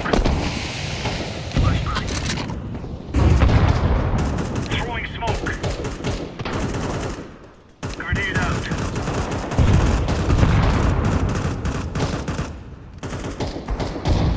Throwing a grenade.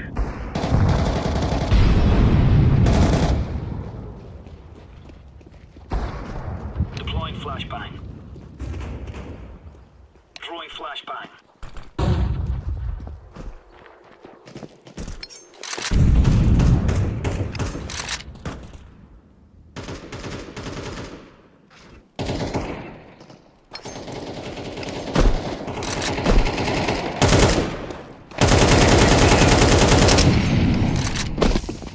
GG guys. You see, I'm not cheating, motherfucker. You're the best. I know.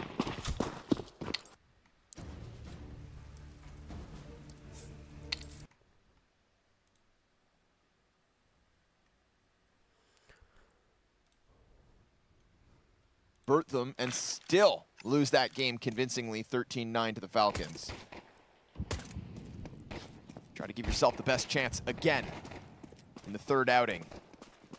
Kyosuke finds one. Mid player's found out. A little bit labored here for Rainwaker. Luckily, he's got Gizmy to pick up the slack. You get this deep peek out of Tesses, him and Kyosuke, in what is now a 2 versus 3, what was a 2v4, and which will feature this wraparound long from Gizmy. This could be a moment where Kyosuke and Tesses style on them. Really comes down to the timing of the push here from Gizmy. Zulu's got a frag grenade. That bounces behind Kyosuke. Barely hits him. He taps Gizmy out of the round. And remember, no kit. Good headshot quickly. Kyosuke still hanging onto the ramp, on for the quad kill. It's a Zulu next, and sure enough, all 4 kills Kyosuke needs, he delivers. I feel like as soon as I'm supposed to do color, Kerrigan just starts yelling at full volume immediately when the round is over. I'm not jealous. This is a Great looking tracking there from Kyosuke. A 4-kill round obviously is massive. And it mostly is just his aim that we're wondering. Is that just going to be something that comes back map to map?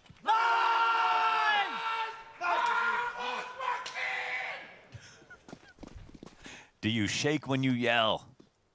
Do it, bounce. I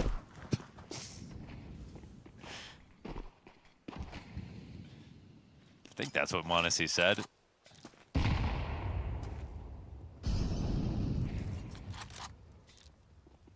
I don't know what the hell they fed Kerrigan this morning. I don't know, I've never seen this like this much.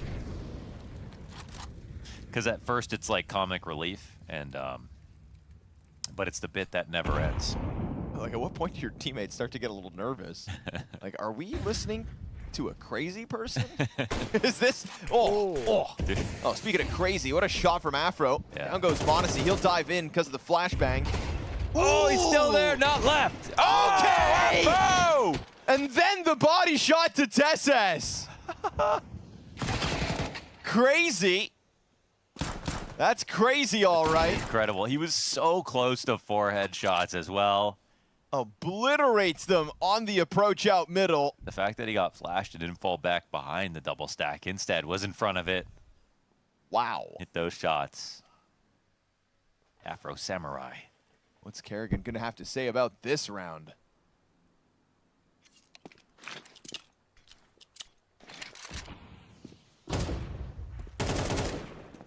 SS still remains cautious about it. I mean, this is a winnable one, despite 27 HP.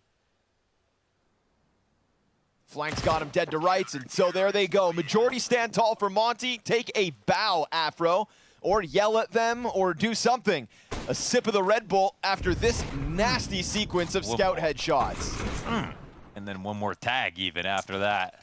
Hey, let's fucking play this practice with a lot of passion, okay? Like, I mean, this game with a lot of passion. Let's go. It's a fucking practice game. Like, just view it as that. Let's... Play this practice with a lot of passion.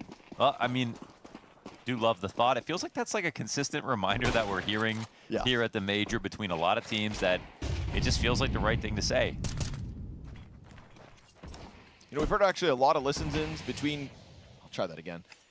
We've had a lot of listen-ins between Kakafu and Gizmi specifically. You said it like at the major, but even really just with Monte about like getting the fire started. Yeah. You know, trying to play slow rounds, but keeping the feistiness there. Oh. And so if you need that reminder, there's no better reminder than an Afro 3K to mechanically prop up what's supposed to be some excitement. But then again, he's the same guy telling his teammates, hey, let's cool down on the communications. I'm losing track of things.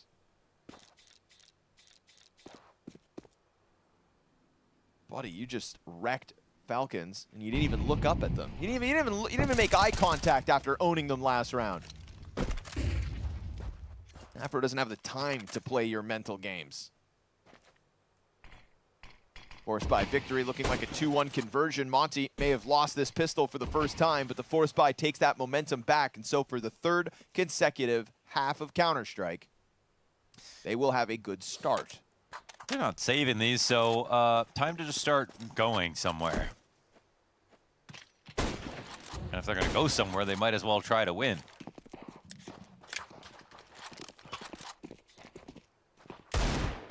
Scout and Deagle to take a look at A site. We get that Goose activation. Kyosuke 1D kill. That's it. That's all. Gizmi pays the price. 4 stand tall. Quad kill for Afro as he is off to an 8-2 start now. Yeah, beauty.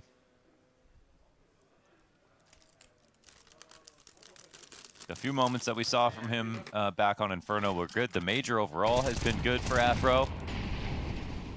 It's kind of just been quietly there. Like hitting a lot of shots, looking super reliable. He never jumps out into an angle and has to hit a crazy flick. Like he's not like a combat opper. But I would definitely not call him too passive or anything like that. I feel like he's picking his battles.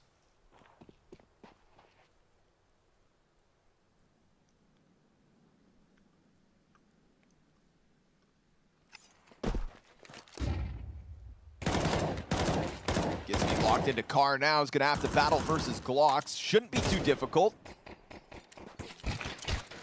Try to pepper him through the windshield, and they're connecting. Turns out he's got a bigger gun. And Rainwaker catches the bomb, trying to just sprint into the B site, catching Monte unprepared. So a nice clean conversion versus Glocks by the looks of it. Azubu extends wide. And you even keep a bunch of utility here. You know, Rainwaker doesn't have to chuck his nades. Azubu and Afro still have the majority of theirs. It's a very simple rebuy in round 5 with a Monte lead 3-1. Play with passion is the call.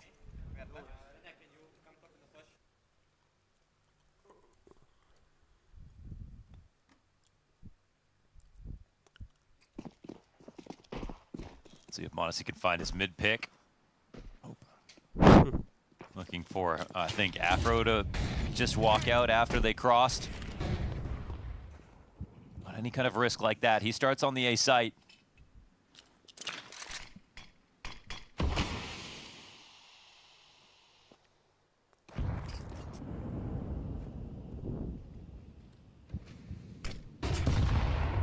Exposed the climb up. Crazy. That's fine. Fire Kyosuke. He just blasts Zulu out of the round, and a 5v4 earned. He's looking much nicer now. In contrast to Inferno, that aim is sharp.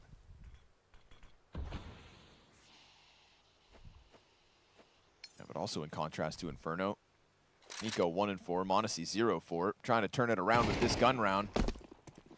And they're all there ready to go as Gizmy on the fallback, drops the fire, frag goes over, and we'll chip away at Nico. Here's the climb for Rainwaker. He sees everybody. Not what he wanted to find on the climb up. Nice couple of kills for Afro, all things considered. But obviously that B bomb site looking prime for the taking.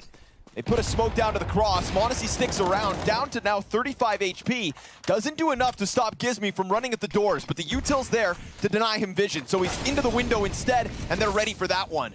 BMAS burns ever so slightly as Kyosuke, lucky to be alive, actually took damage there in that last fight, but stays up in this 3v1 post plant for Falcon's second round win. Yeah, his first bullets him. Every step of the way there, Monte knew that they were a little bit too slow to the rotation, and Afro got 2 kills and said, okay, let's see if they'll make some more mistakes. Nearly got the spam through the door on, oh wow, on Monte, and yeah, that's just a lot to take in. If your life doesn't flash before your eyes in that moment, I don't know if it ever will.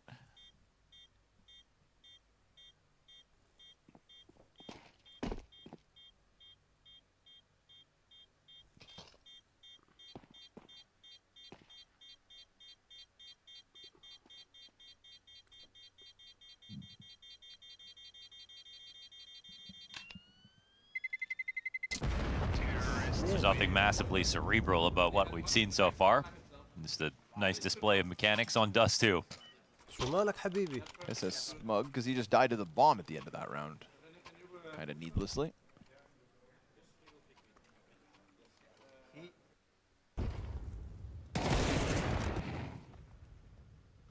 It's that instant kill on Gizmy that really lets the door... Yeah.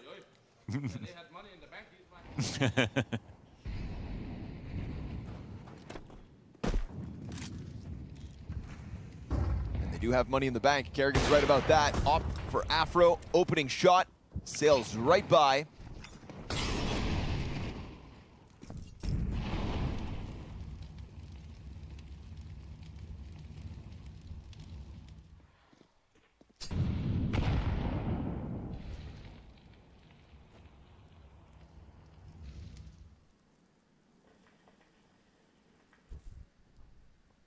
BMAS far away from a friend. Playing on the ledge, though. Super off angle. No problem for TSS. Insane. Nice approach. Definitely a spot that you think lesser opposition might forget about checking. Yeah, whoever plays it like that. This is TSS we're talking about. He's been around the block. He loves an off angle himself. Afro just doesn't miss right now. He ate that flash. Monte looks to dominate the line, have Afro peek into him, playing left side box. Afro missing another chance, will be dropped by TSS on the approach. Now it's Gizmy to try to go big versus 4, and he's gonna drop with nothing. So Azubu fast on the flank, gonna catch Monte. Okay, gets there, a little bit labored, but better the kill than the death. And as Azubu sends the flash over, even finds Kerrigan with some damage towards Goose. Rainwaker too far removed. Falcons will tie this game up 3 rounds all. Again, not splitting atoms comes down to TeSS to get that one-on-one duel. No flash required, just clears out BMAS, assuming that he's somewhere in this off angle. Very well prepared for the fight. 3 frags on the round for TeSS. He'll bring home an op to Monte. And again, after last map, I mean, we're also looking, you know, one side of the conversation is Monte, the other is can they beat Falcons, but the third part is like our Falcons a tournament threat here at the major. Yep. And that's what we all want to find out. I'm not, certainly not convinced yet. We expect everybody, just like Vitality, to be in playoffs and to be good in playoffs and get better as well. Yeah. But you certainly want to see some of the signs as to, you know, what's making them stand out versus everyone else right now. Is it for Spirit, Donk's unreal consistency, or, you know, what's this narrative for them? Nice shot. Ouch, that's tough to stomach. Rainwaker comes through with a buy. Him and Monte all on guns, and it's a 4 versus 5 in the opening seconds. Afro's going to look to try to equalize this, but that's just an invitation for Monte to blast him away. Gizmi and BMAS confirmed 2 players long A push, so it feels like there's going to be this lean into the B site right now. Yeah, the bomb's on Monte, so just a little bit far away from things. And Azuwu is taking a massive risk staying here, knowing he doesn't have any mid control. They know what's up. Oh, okay. Just double spray down. That's a round-changing sequence here for Azuwu with the back-to-back headshots. His teammate's still on catwalk, which means he's got a pinch coming his way. That's ridiculous. Can he do this all? He's going to catch Monte. Triple for Azuwu. Now just Kerrigan, who's already emerged through doors. And it's a ton of damage done. Huge sequence for Azuwu. 2 CTs through tunnels on Kerrigan's flank quickly than he may Kerrigan's realize. actually going A. He's out of here. Yeah, and I think he still gets caught. Gizmi's going to see that the site is totally open. Oh, but now he thinks maybe he went up cat and is actually a way for Kerrigan to get this bomb down. All right, take the plant, get what you can. This is Kerrigan 1 and 5 in the face of Gizmi and BMAS. Yeah, I mean, go for it. To be honest, BMAS is low. This one will be heard above. He doesn't know where either of them are at the moment. They're thinking about the ramp. Do they want to jump up? And where did Kerrigan plant? Oh, he planted open, yeah. Yep, open front sight. They wouldn't see him cross back, so they're going to start to piece this together. They've got 2 Molotovs. And he doesn't really have the health to challenge through them. Here comes the util left. Yeah, he's just going to be stuck back here. They're already on the defuse and nothing he can do about it. It's just all the right utility for the job off of the back of a hell of a hold from Azuwu and Azuwu alone. Every day, you wonder when the consistency will stop, and even though he's tapered off a touch for this stage, that's natural. Still, insane rounds that we're getting out of him. That's ridiculous. 2 holding back for his swing. Yeah. He's playing a spot that you only play if you have another guy in the site, someone in mid control, you know, an extra man, and like low time for your opponents. And still comes away with 2. Lovely stuff to put Monte 3 in the lead.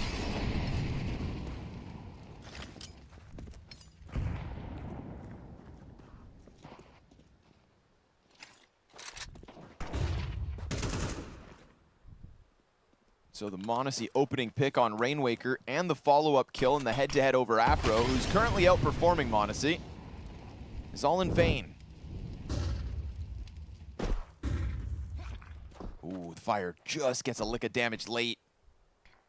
You can see that draw attention back up cap momentarily.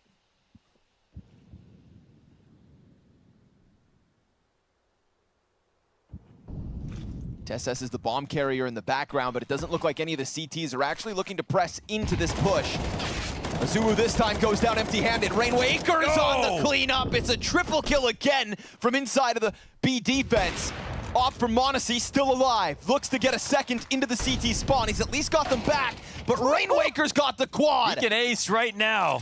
Nico on the other end of it has 1 kill to his name. Go ahead and reload. Take your time, Afro. We'll get a look at this. Done. Wow. On an individual level, Monte are stepping up to the task at hand and putting themselves 2 rounds in the lead over Falcons, but 2 rounds that hinge on big individual moments. This is beautiful spray control, so efficient. I mean, just absolutely mowed down TSS without missing a bullet. They'll figure it out. You send Falcons spiraling into pistols again.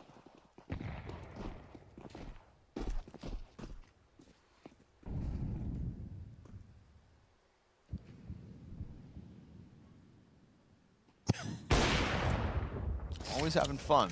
You can give him that. Glock kill for TSS. Nabs the M4 and off into the tunnels. Bomb though, it's down in the ground in the middle of all this. If you're looking for money, it'll be hard to come by.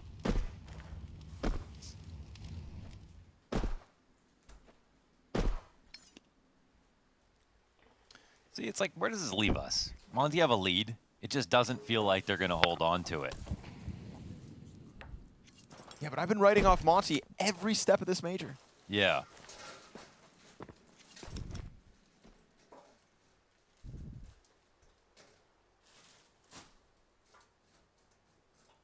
Why does it feel like they both have the, just have the ability to just, play some great CS and actually keep up on an individual level? But this is, this team is the toughest. They lost to Aurora. They lost a map to Paravision.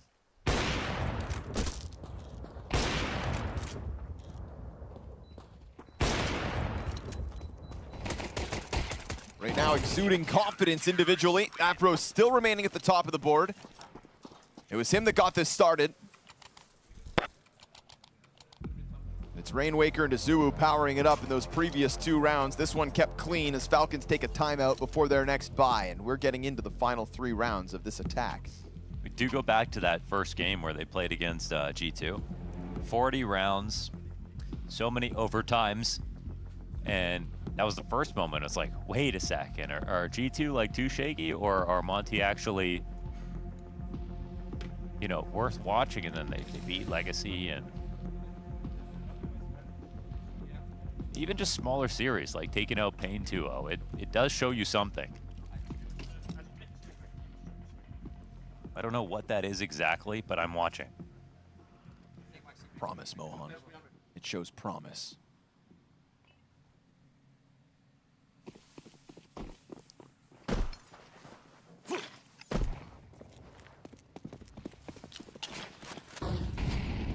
Won't move the goalpost any longer. They take a map off Falcons. My eyes are peeled.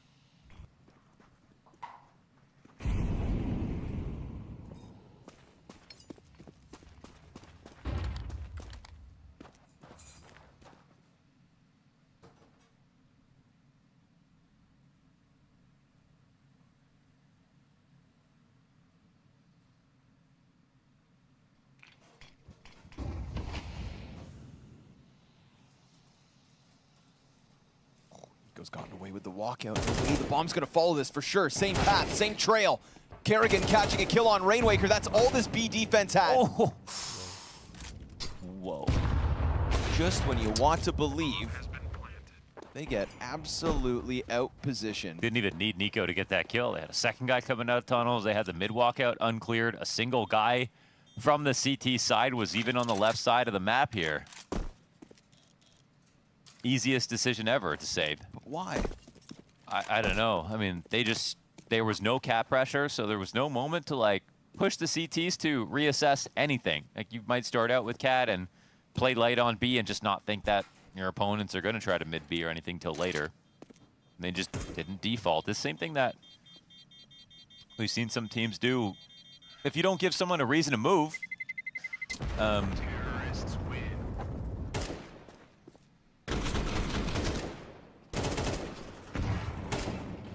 and sometimes they won't.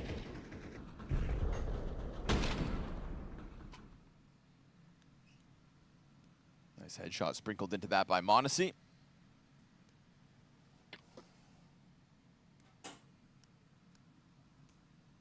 Trying to tie up this half as Nico still looks for his second kill of Dust 2. I knew it was too good back on Inferno. This guy goes, you're telling me he goes He never 28 does that. and 12. 28 and 12. When's he ever done that before? 28 and 12 on Inferno. He's got the same mouse, the same desk, the same monitor, the same atoms, the same true. teammates. Everything's the same. I From do the same 28 and 12 to 1 and 9. Same thing as Kyosuke, though. I mean, he has the same kills he had last map already. 28 and 12 to 1 and 9. Everybody knows Dust 2 is a harder map.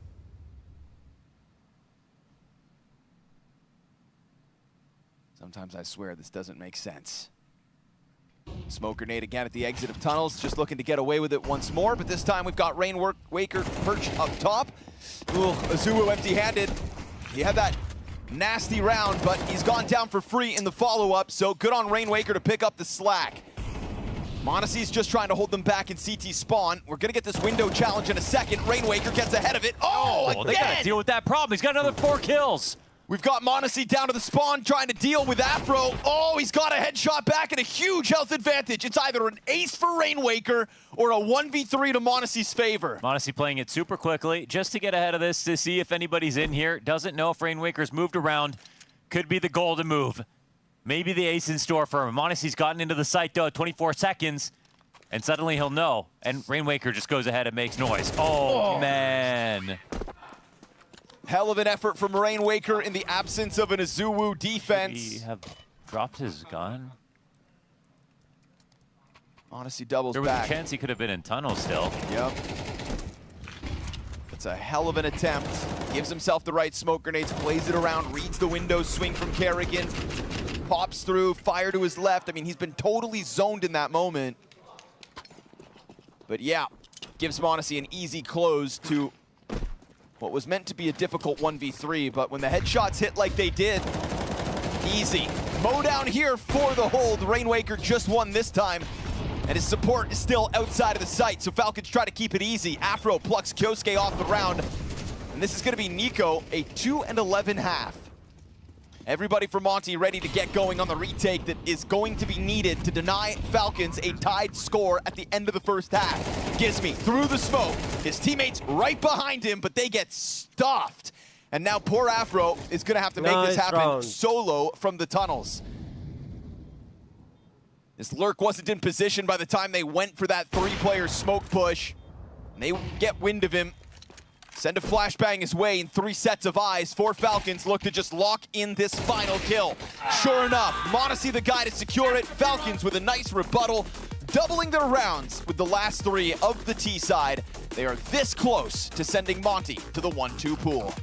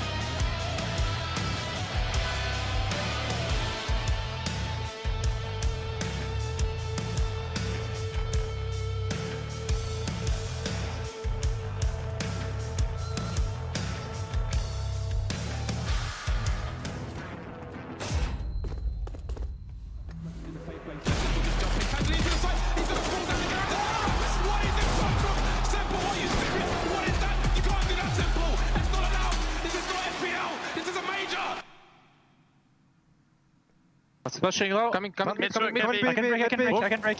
Please break in now. Doors dead. Don't mid it. You're up mid. Open mid. Flashing. He's on the right. I have the doors. Hold window in. I need to flash door. I'll pick a new window. You can't be there. Okay. I know. Nice. Good job. You're fucking fucking Some solid individual moments for Monte, sprinkled into a half that had Falcons playing catch-up, but catch-up they did in those final 3 rounds. And now Falcons, who have been looking to have fun in this series, had to actually get to work back in that first half. What do they have in store for us for the defense? Can Nico get his game going? Lights out performance map 1, stuffed after the kill to Afro in the pistol, and the Berettas will betray Monte for a 4 versus 3 Monte man advantage. Yeah, he could steady his gun for that. Nico probably wanted an extra kill. Just wanted to grab his 3rd. Yeah, it looks like it's all good in the server. Yeah, the server itself is fine. Yeah. Chevs must be pushing the wrong buttons again. Doesn't happen often.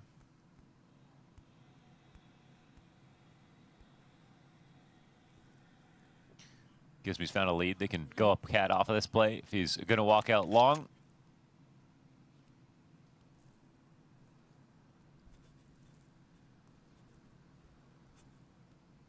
Gizmy goes too far.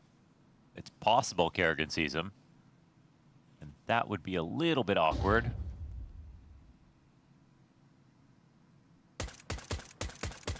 But he can't get the kill. Ooh, cinematic.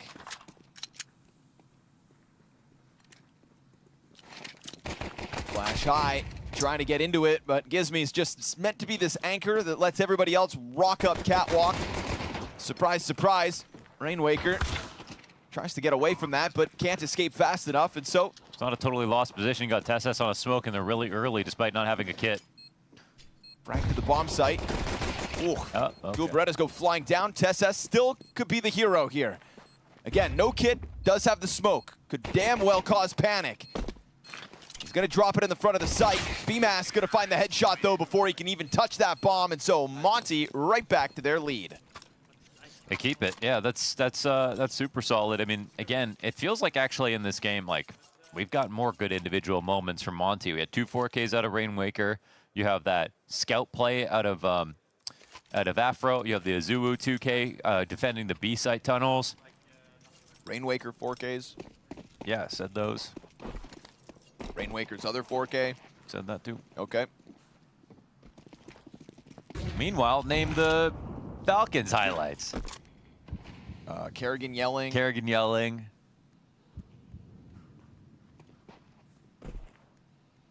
Monacy's 2 op kills down middle that didn't actually win them the round. Yeah, true. No, but seriously, it's like, you're right. What's happened? Oh, did you mention the Rainwaker 4K? And don't forget about the other one. With the best moments that have gone down here on Dust 2. But Monte get up catwalk to no resistance. TSS the only B players down here in middle. But it's starting to feel like Falcons have put their pieces in the right place. It's a matter of still delivering with the lesser guns.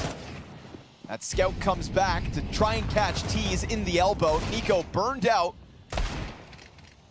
Kyosuke dropped with nothing to show for it. Monte not able to hit those headshots, tries to fade away. Mac 10 on the chase. And this defense, despite being put in the right position, nets them nothing. Not much to use. Won't save the scout. And are they yelling back now? Yeah, sounded like a Monte chirp.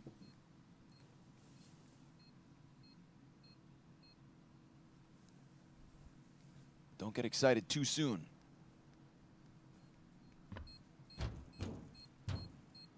There will be 0 attempt here for TSS. He'd just like to keep that Kevlar 5-7 for the next one. Monte going up 8-6. This is them winning 3 pistols of the 4 they've played this series, converting them as well. Terrorists win.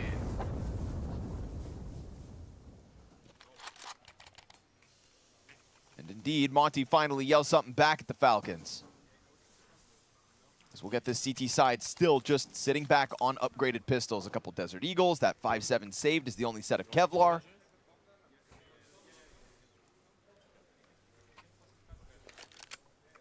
Monte with a golden moment. Try to get this early 3-round lead on the T side, but pistols go flying down into the lower tunnels and get caught on the approach. Nice cautious boost there from Afro, the one that can't get spotted by the CTs until they try to enter tunnels. And you make sure that TeSS has to walk away wounded for his efforts.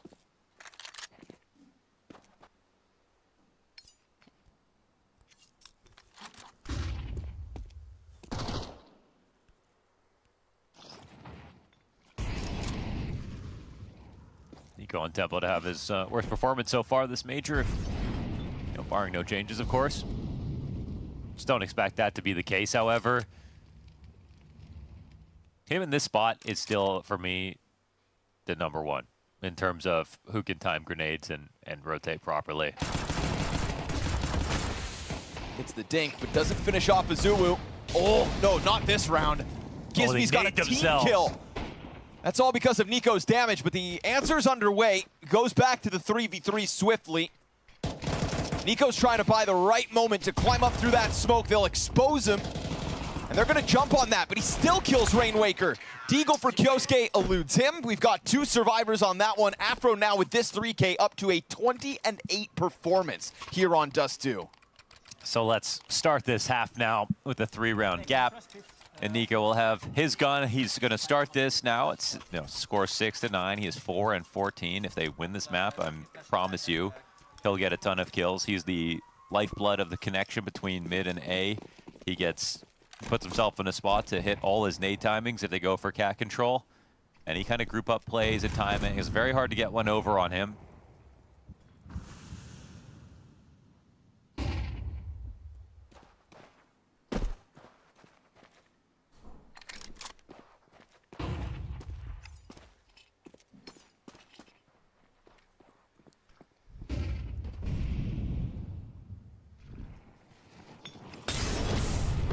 He has to give up his line.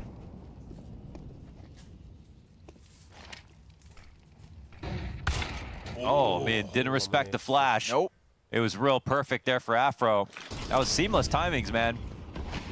And now they're going to just skate by what should be a very light defense, and Kerrigan trying to double back, looking to bank that nade for damage, but it's all kind of ahead of the pack. Monte getting over top of those barrels. Gizby's down. TeSS has actually caught a kill, and Nico's got one too. Fast flood back. No way! 5 kills from Falcons uninterrupted. That was looking great for Monte like the previous cat hits did, but instead Falcons with guns this time give them something to think about. Man, they did 9 things right in a row and then just got mowed down basically. All the space they wanted to open and kill, took cat control, frictionless to turn the corner, every right to go for it just like they did, but couldn't get any of the kills afterwards. It's a shutout.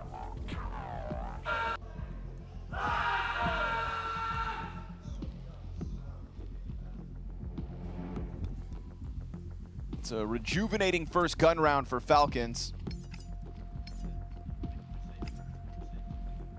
A tough T side that only collected half of its rounds in the last 3 of the half. A worrying sign for Monte to just lose that so suddenly. A reminder that Falcons have what it takes to just steal a round in an instant. Yeah. They also have what it takes to lose a round in an instant, but individually capable, even if Nico came into this second half with only 2 kills to his name. Whenever we talk about teams, we always talk about it in 2 different parts. One part is tactics and strategy, the other is aim. And when we look at teams like Monte and Falcons, you have to compartmentalize those 2 because the forever problem will always be, even if the strats and ideas are great, like you still have to be able to keep up with the aimers on the other side, and that was a perfect display of it.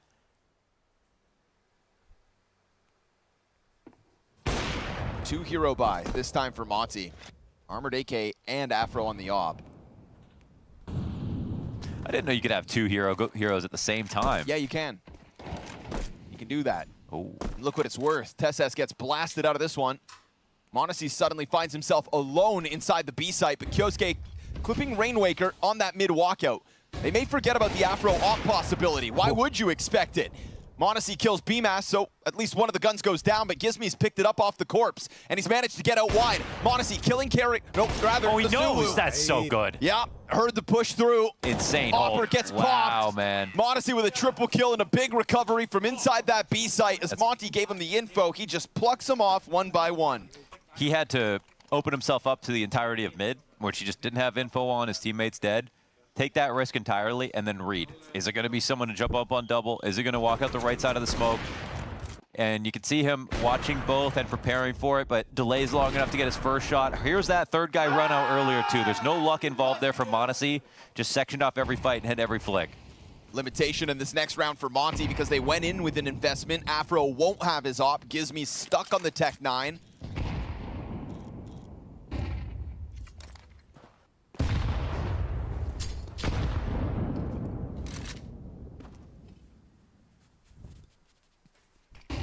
Monte eats a flash.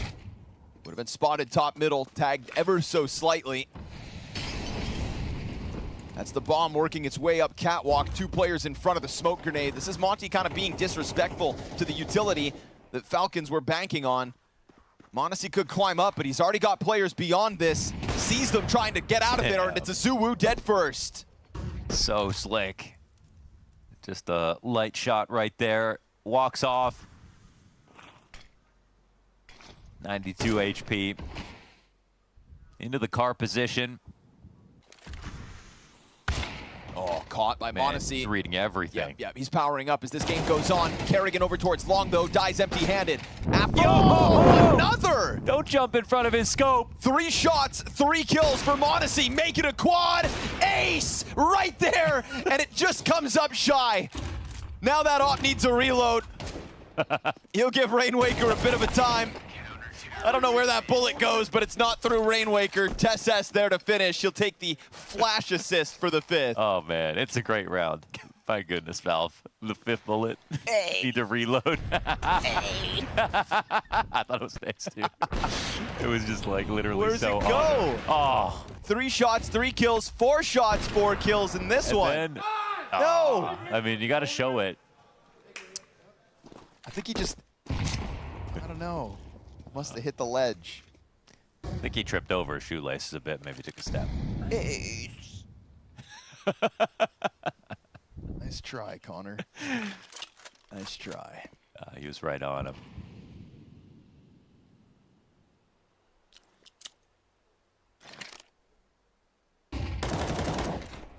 Flash barely blinds Kerrigan, so he sees that pop come out in multitudes. Supportive utility to get him right back in it. So Monte, you're allowed a bit of footing out long and also towards mid, but poor Rainwaker just gets stuffed by Kyosuke. And it feels like Falcons have earned this lead with a surplus of money behind them as well. This half just got recovered based on that insane hold that everyone contributed to, and then 2 unbelievable Monte rounds where he was 1v3 in the B site into like crazy shots and reads. Players jumping around in smokes, going for boosts. There's just no questions about his form whatsoever.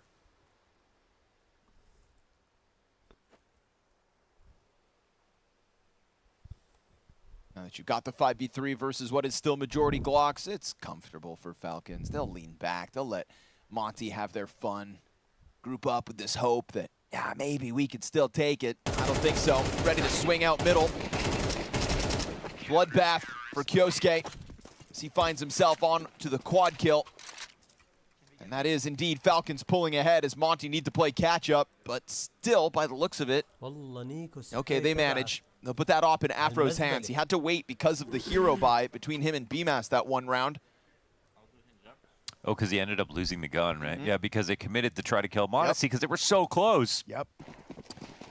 So that was 4 AKs and a Tech 9 because of it. Now finally back on the op.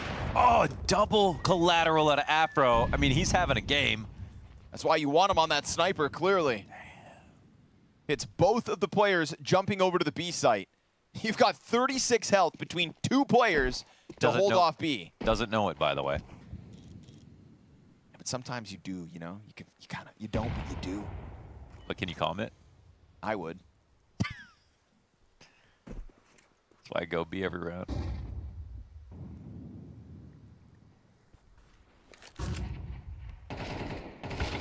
Oh, that wasn't covered at all.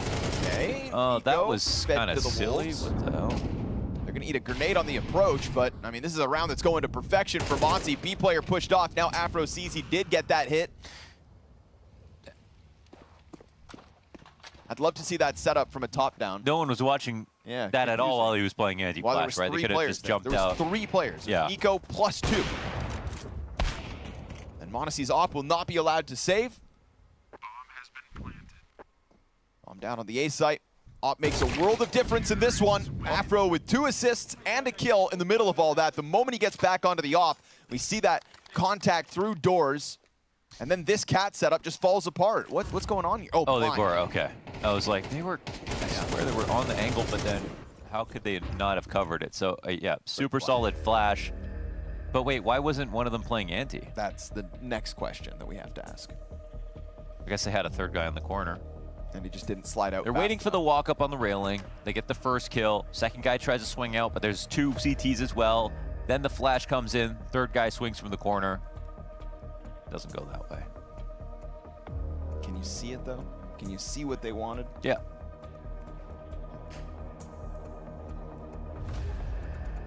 But that's not out of nowhere. Monte have come close to converting a lot of these rounds.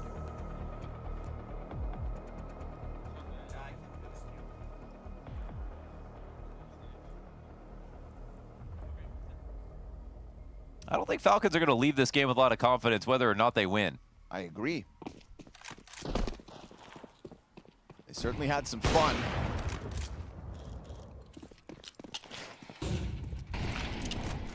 But I thought they were coming to Cologne for business.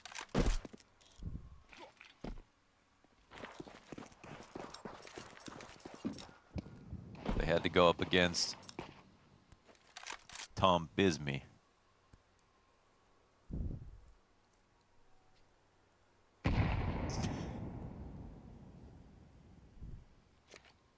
Afro waits it out, boosted top middle.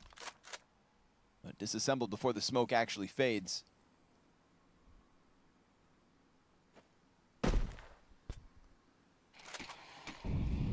Man, really? Didn't need that. That's it doesn't matter. What matters is the HEs. Okay. Believe me on this. 20 round. What about for one's own confidence? No. You can't even get that Molotov up onto catwalk. Would have done 8 damage. You're 6 and 16. He's just going the whole world's watching. Just, babysitting Kiosuke, putting himself perched up here. You watch this for me, okay? Now I'm going to time these HEs to perfection. If you're on the corner, if you're not. That's 1 dodged. There's many more. Mid-walk. Oh! Uh-oh. Garrigan goes running through, though. BMAS gets wind of what's coming. Nico chucks out another frag grenade. That one does chip away at some. Monacy's got a kill, but Nico dead with nothing. Oh, Monacy a second in this sequence. Yeah, he's got a magnet on this thing. Gizme's trying to look over top of the ledge, but they have this breakout moment. 10 seconds, and they're going to run this over to the B 10 site. seconds is unbelievable, man. Got to stop this mid-push from Kiosuke. I don't think Gizme they can get will. to the site. Oh, wait, they get the elimination. They didn't have time to plan. Gizme just takes control of the situation and saves Monte, who would have had an embarrassing loss to the clock and instead take an 11-10 lead. We're playing Counter-Strike, baby. Yeah? Yeah. Objective-based game. And they were about to lose on both. Had to find Monacy in the open, and it's an instant kill from Gizme. Not even the other Monte players would have had a chance at that fight to get the last kill they needed. I mean, for Falcons, they don't know if Monte have enough time or not. They probably are like, it looks close. All we have to do is get a door tag maybe, but they probably wouldn't run to B if they didn't have enough time. And Gizme... And they did not. Yeah, it's like if Gizme, if his teammates have time to plant, he's never going into that peak into Monacy either. You only extend into that peak because you need the kills. He could have just sat back in a normal spot, let the CTs come through for the middle retake, and look what it nets them. We've got Falcons in shambles. That's insane. Scout on Kiosuke, pistols across the board, full buy on the side of Monte with a lights-out performance here from Afro. they actually had no chance of winning that round. But because Falcons couldn't believe they would try that, they lost. Monte could take a 12th off this. Oh my goodness, no one's watching Eagle that. kill for Nico as he just walks up towards top middle. No cover whatsoever there for BMAS.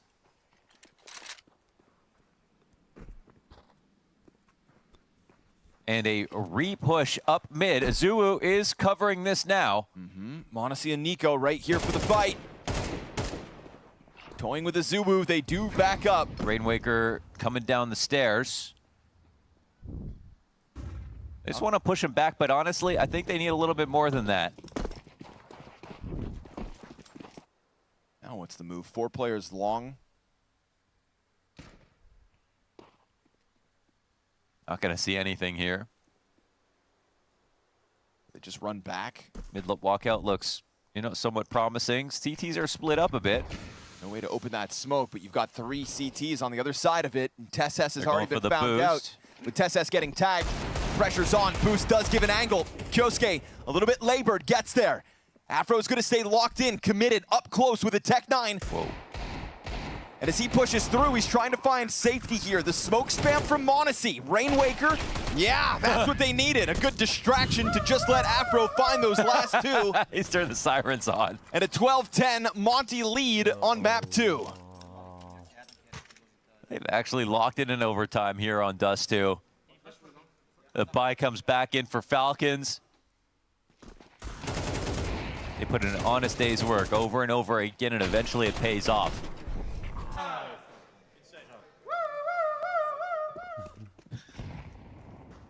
Afro finally chirps back. And a performance worthy of it. Critical player in the last round, too. The Tech 9 push into CT spawn to close it. 26 frags to Afro.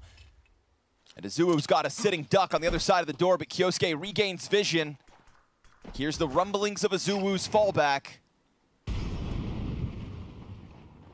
What kind of risk are Falcons willing to make in this one? You've got Nico queued up for the flash into the cat fight. Oh, it's him versus Gizmi, burning. Whoa. Azuwu clamps down on Kyosuke, and Gizmi escaped that chase. Dude, that's a massive frag. I mean, it's TessS alone in B. Azuwu has mid control. But TessS, he's in a position to take a risk. Another kill for Azuwu. Kerrigan finds his. TessS double. Low health Gizmi because of the fight versus Nico. He wants to bait out the op shot, but can't. Gizmi hits it. Bomb at the end of the tunnels. And Monte, I mean, he's coming in very slowly. And with good reason, right? When you've already had moments where a sudden terrorist attack catches you off. Monte with the smoke out middle. Bomb still in the possession of Kerrigan for the time being. And Monte have to silently group up here. There's utility for BMAS at a full bar of health. And Monte still cautious. Too difficult this way. But as the time gets lower, it's going to allow you to really full focus on the bomb itself at the end of tunnels. Oh, that nade could even kill Gizmi. What are they going to do? Gizmi's done for. BMAS in front of this. Oh, it's blindside, as Falcons get away with it. It's TessS on his own with that 2K. Yeah, map is totally saved there for TessS. Lots of money, though, for Monte. No stress about it. Round 24. Could be a real hood classic here. Monte, if they could pull it off, or if Falcons can bring it to overtime, I think there's more to be seen here on Dust 2. We've seen a lot of great individual rounds. There hasn't been a lot of momentum in this game, in the series. Yeah. Yeah, just patches of it, right?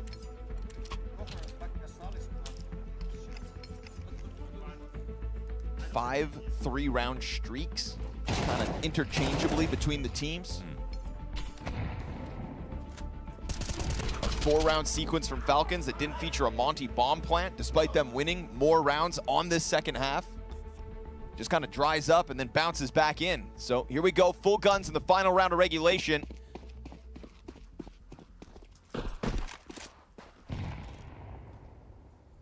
Afro wants that cat challenge. It's coming his way. Monte signing up for it. Right there on the brink. You might even want to walk forward off of that. I think he saw the scope, right? Yeah, he's going for the approach. Now.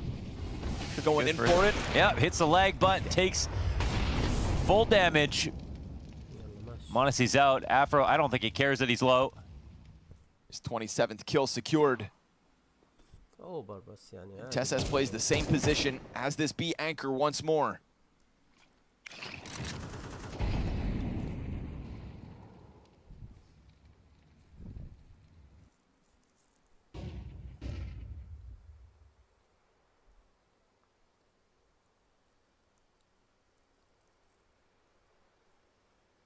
And Nico on the op. That's never gone wrong. Yeah.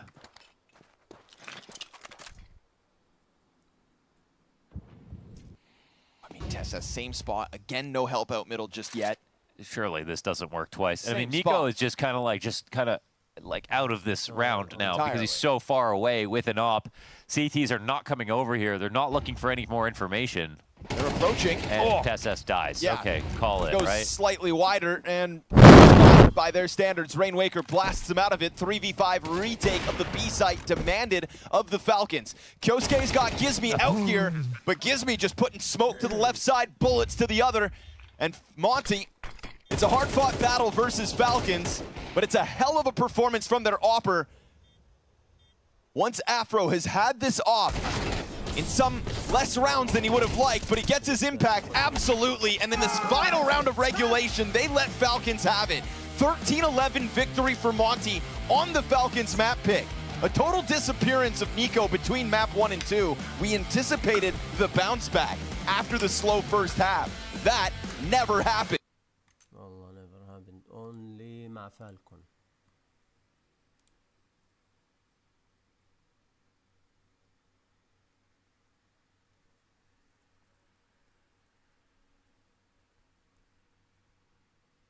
مرة يفرحونا يفوزوا 2 جيم. والله ما بيعرفوا ياخذوا 2 ماب مع بعض.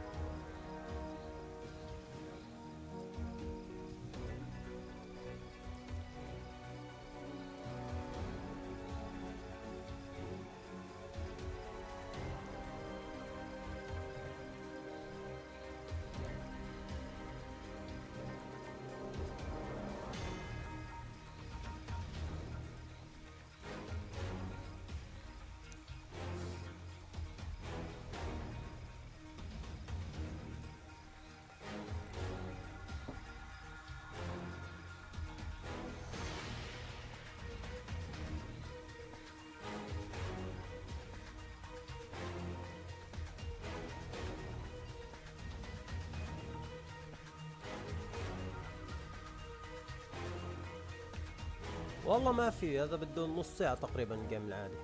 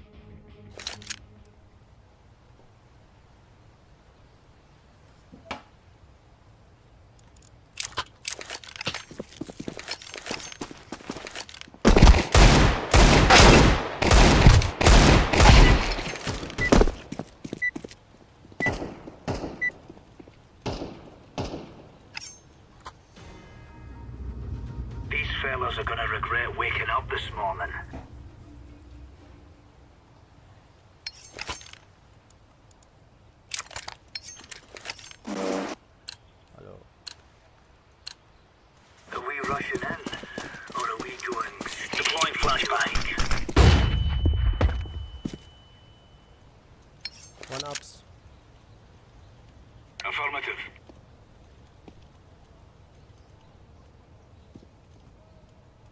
One short.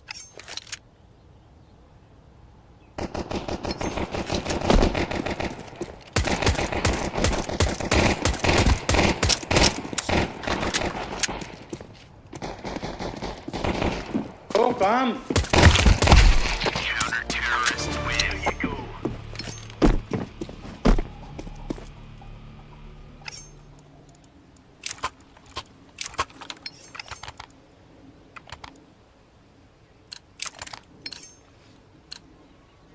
Come on, chop, chop. Flashback.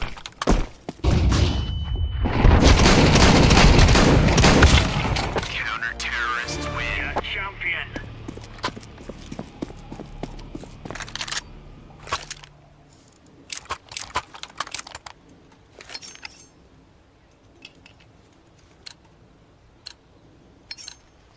Let's have at it, mates. Throwing smoke. Laying down smoke.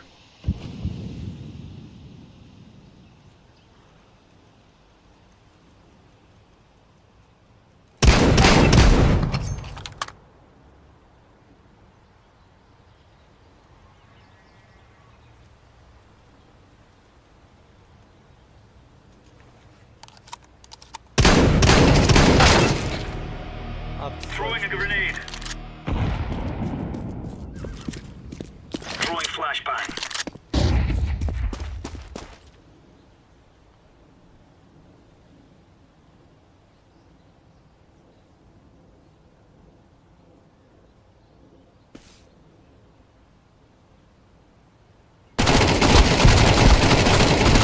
Counter-terrorist win. Oh, it's a piece of cake, so it is. We're really late.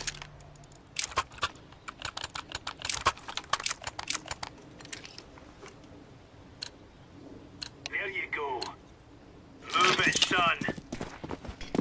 Throwing flashbang. Monte.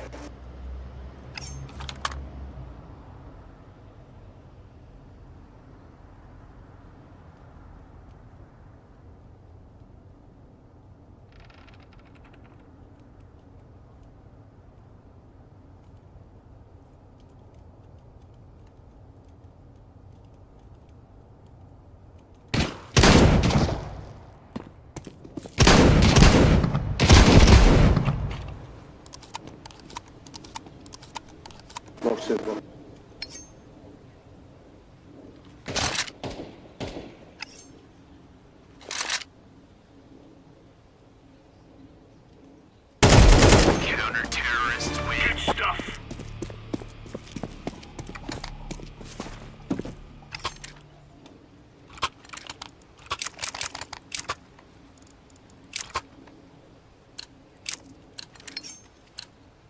Right, lads. We're on.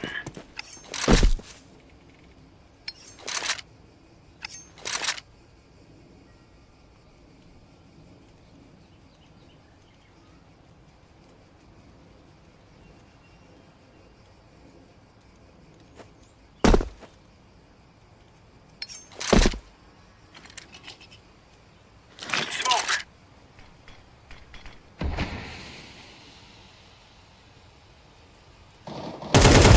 Counter-terrorist win. Nice.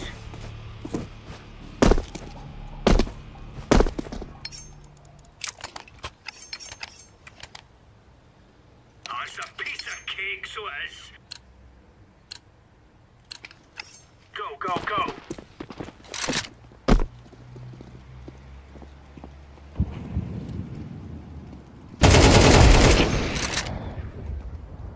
Flashbang. Deploying flashbang. Counter-terrorist win. All right, all right. Throwing flashbang.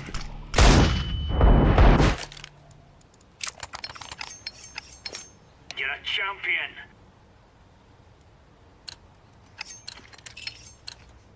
Let's go.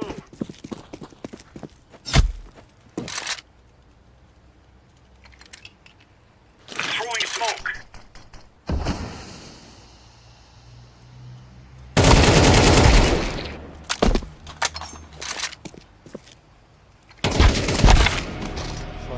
Grenade out.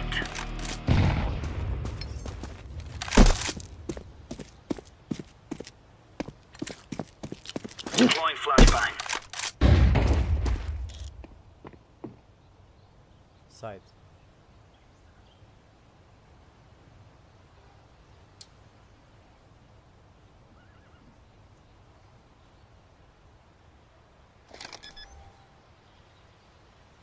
Bomb has been planted.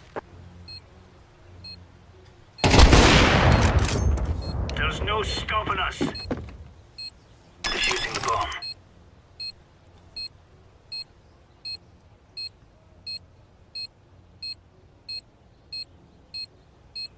Bomb has been defused. Counter-terrorists win. Right on.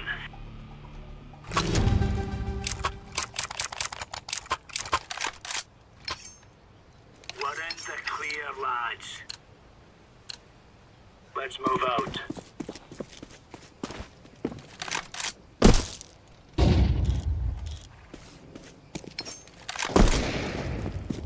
Grenade out.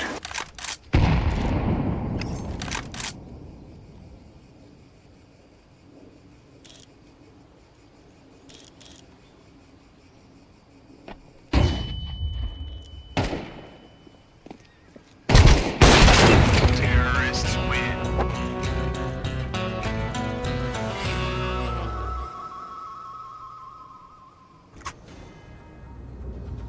This is easy. We kill them and then we go home.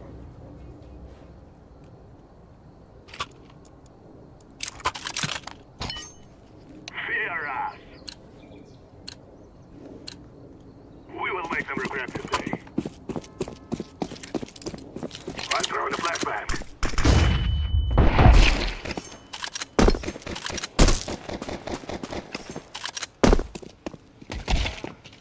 Low, one is.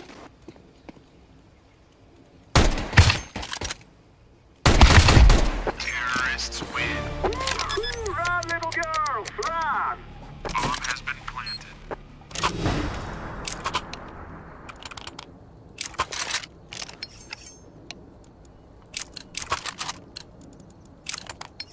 Forward! Throwing a flashbang! Flashbang!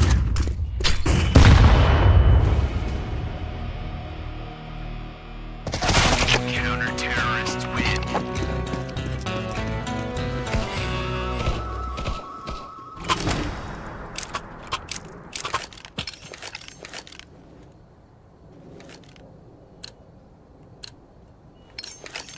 Move it, move it!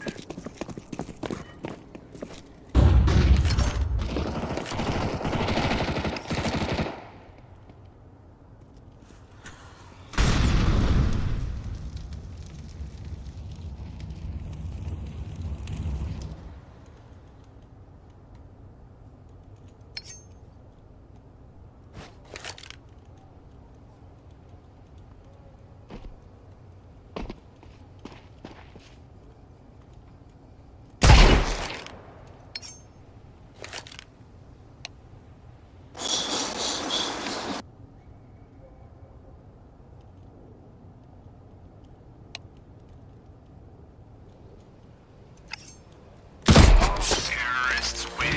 You are stupid to think you will win. We have our revenge.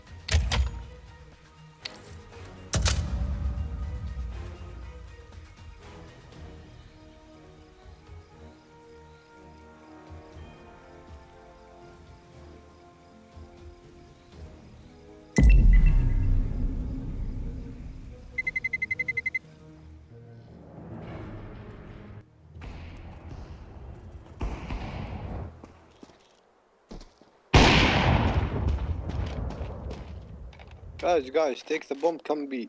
Be clear.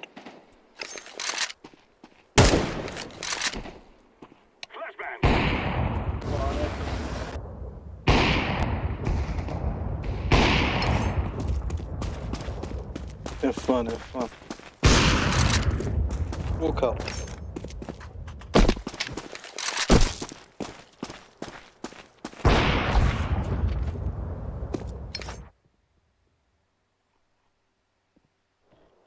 Don't vote, motherfucker. Counter-terrorists win. Don't vote.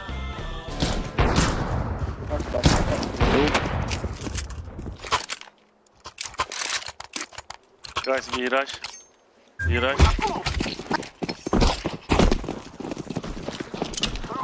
Go B.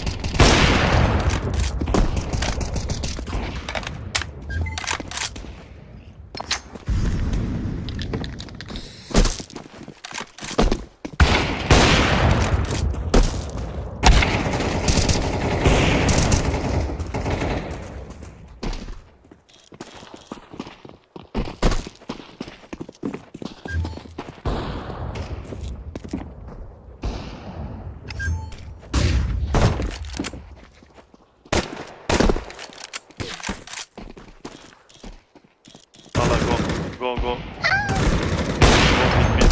Go with me, come.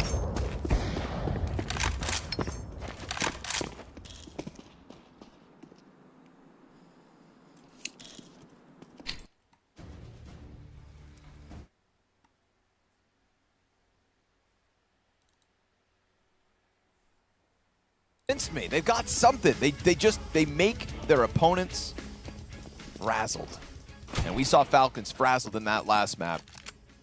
We also saw Monte damn near lose to the clock. There's been a question about consistency on individuals in this series. Are we really going to get back-to-back lights-out plays from Afro? Can he replicate that when a guy like Nico blew up the server in the first and was nowhere to be found in the second? Very difficult game to put your finger on, to find the pulse. But we know one thing with certainty. This best of 3 ends now on Mirage. One of these teams progress to the 2-1 pool.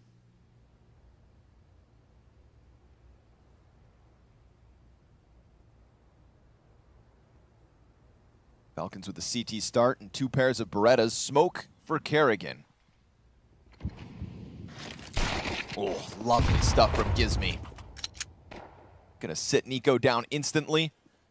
Rainwaker still yet to really get activated out through Palace, but they do have that ramp push from Monacy still up their sleeve.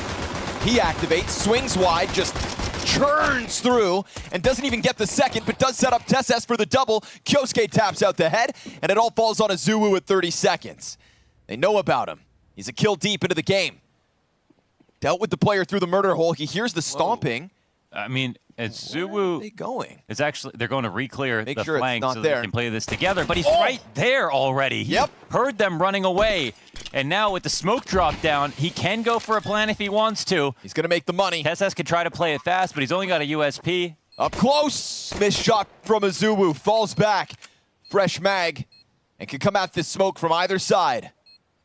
It's a health advantage if we get to the sloppy body shots. That smoke has done a lot of work here for Azuwu, and Tesses has to go ahead and clear out all these angles. Yep, Azuwu draws him in. Oh, just where he wanted to. Man. Head on a silver platter. Azuwu clutches the 1v2 and wins with the... Otherwise, there would have been no clue at all for exactly how they'd be stacked up right here. Azuwu knew that he needed to go ahead and peek into this, so... Another slight misstep from Falcons, another huge punish out of Monte. And Azuwu within this match has kind of returned to his norm, a 0.9 rating across the 2 maps. A driving force to get Monte to this stage of the major. Blew us away with his improvements. Even you look at some of the rounds back on Dust 2, and it's the Monte like 1v3 in this site. It's the round where they take cat control and nearly get the bomb planted 5v4, and then all of a sudden all 5 of them die instantly to Falcons. Like, they had to go through it to actually get a chance to close that game.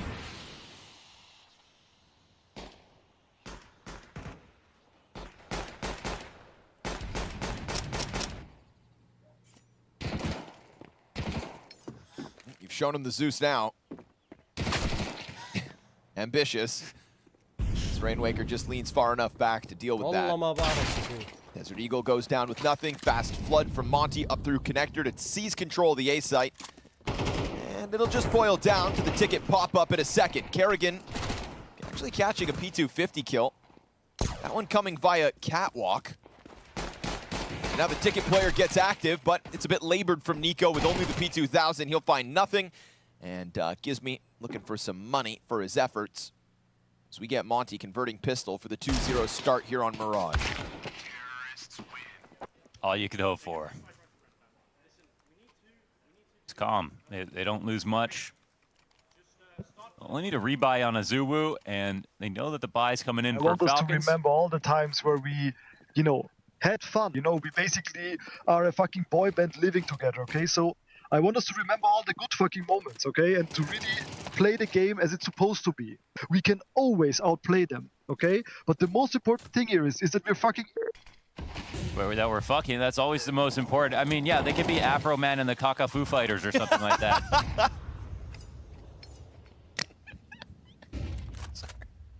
Having fun on the road. We're in this together. Was the end of that sentence.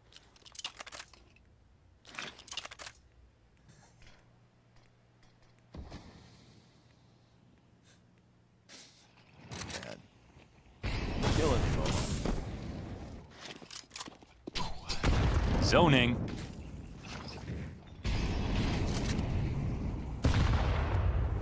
Who's gonna burn Nico out of this? Yeah, it's a lot of control. Yeah, SS. Nope, not clear. Another 2 for him. He at least gets traded out by BMAS, but it's a costly move up connector, and Monte slams the door shut on this A site. Rainwaker and P7 versus 3. Flash goes high. He goes down. Majority live for Falcons in their first gun round, and that's via 4v5. It was a excellent start. Posturing, set up everything there for Monte, but not clearing Tessus properly when they could have, and then forgetting about someone who might have been coming in to help in the first place. Nice! Great spray down from the both of them. Nice.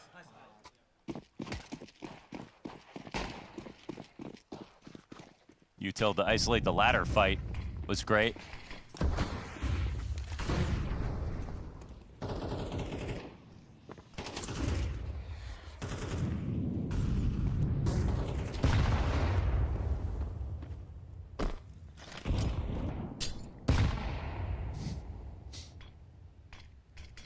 Excuse me.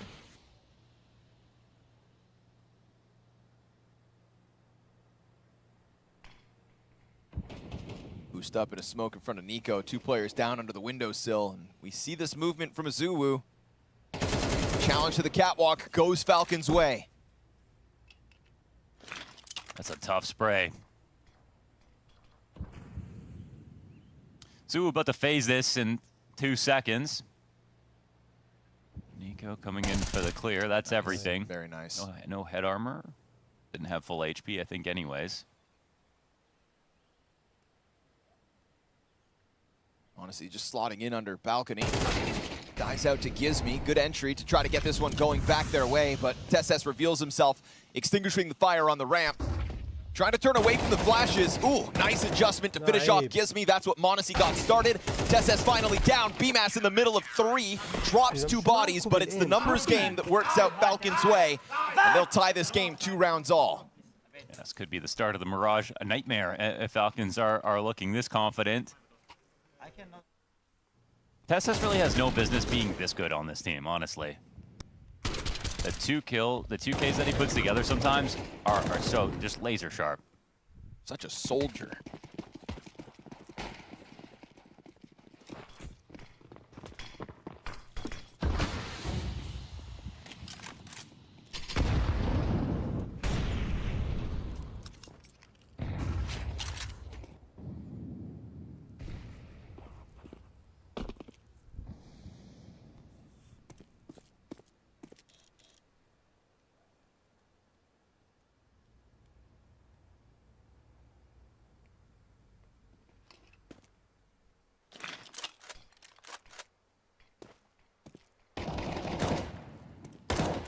Hawks on the approach. Really meant to do nothing here in the 5th round, so this is supposed to be Falcon's chance to just catch their breath after the beating of Dust 2.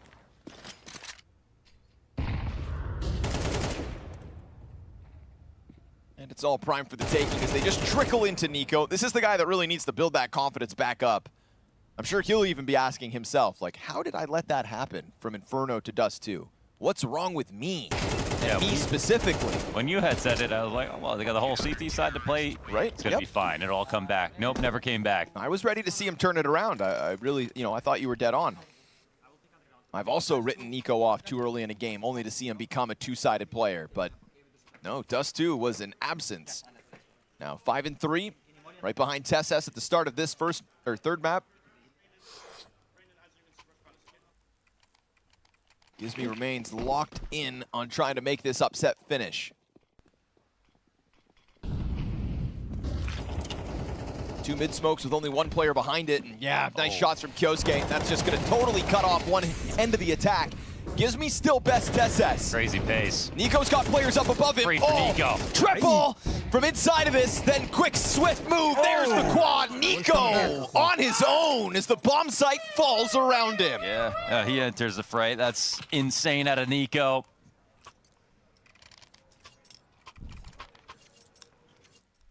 What Gizmi was looking for as they started this round out, something quick, a little pressure out through that cat smoke, maybe to jump into connector after they ran out ramp.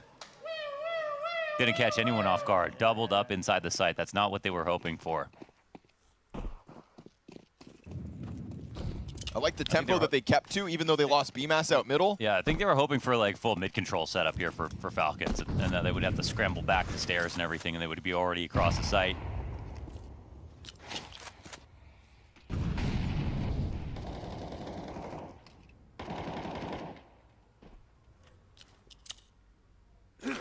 Try to pop into the B site this round. Kerrigan to be tested with Monte here, and a missed op shot lets those Tech-9s hit the ground. Second one's good. Oh, jumping Tech-9. A Zuwu Tech-9 headshot. That's a gnarly kill feat. Spam damage comes out through the apartments. Now you put an op in B-Mass's hands and a 2v2 secured with the bomb down. Does TSS test the windows? Yes. Slides out, catching them off.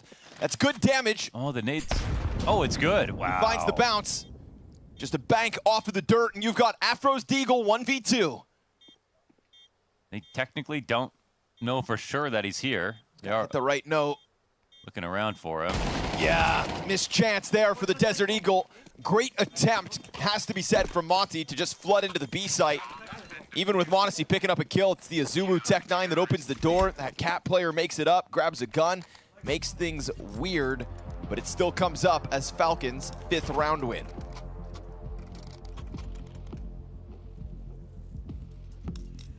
We've had different looks for Monte, different tempos, a couple of aggressive ones, with guns, without guns. I was just thinking about that. Like, if I was in Gizmi's shoes, what would I want to try to do next? So, fell really hard on his face trying to go for that really aggressive A play. But it could be the case that gamble didn't work on that specific round just because the setup wasn't exactly what he had predicted. It's not the kind of play that you off of information halfway through a round. You're trying to make a read on what the other team might want. But it also didn't help that Kyosuke got that kill through the cat smoke, and then they confirmed that there wasn't anyone else in middle. So yeah, are they copying and pasting it? No, this one's heavier through Palace.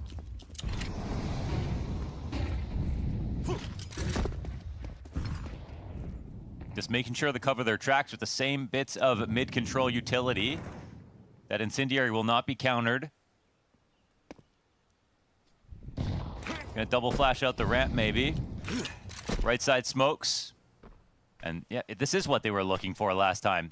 No one playing committed.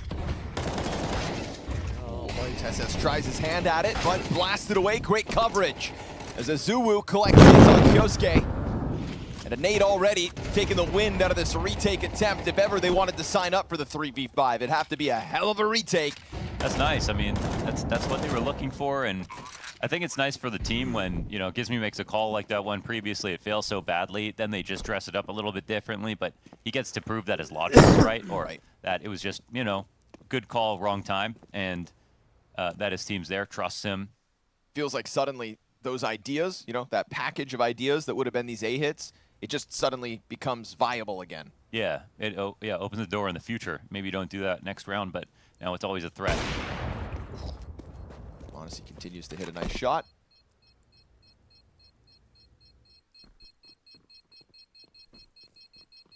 But as the bomb explodes, it's still majority alive for the Falcons. Monte moved that lead down. 2 rounds the gap. Here's that Rainwaker entry frag on Tesses. Zulu, yeah, just, did you even see him, or he's just kind of peppering the smoke? It's just the left side of the jungle smoke. Right. They actually kind of missed the molly too, so they left quite a big gap on the side. Had to take care of that. All fun and games up until map 3. Kerrigan trying to keep it light, but you know that there's a ton of pressure to close a game like this, and they're a map down.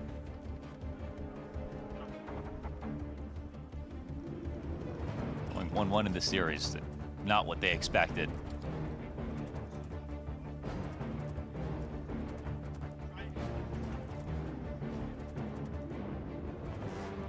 Kakafu talked about them, you know, thinking about the community pressure again. Kerrigan having another really, really poor series overall. That pressure will mean something. It will mount.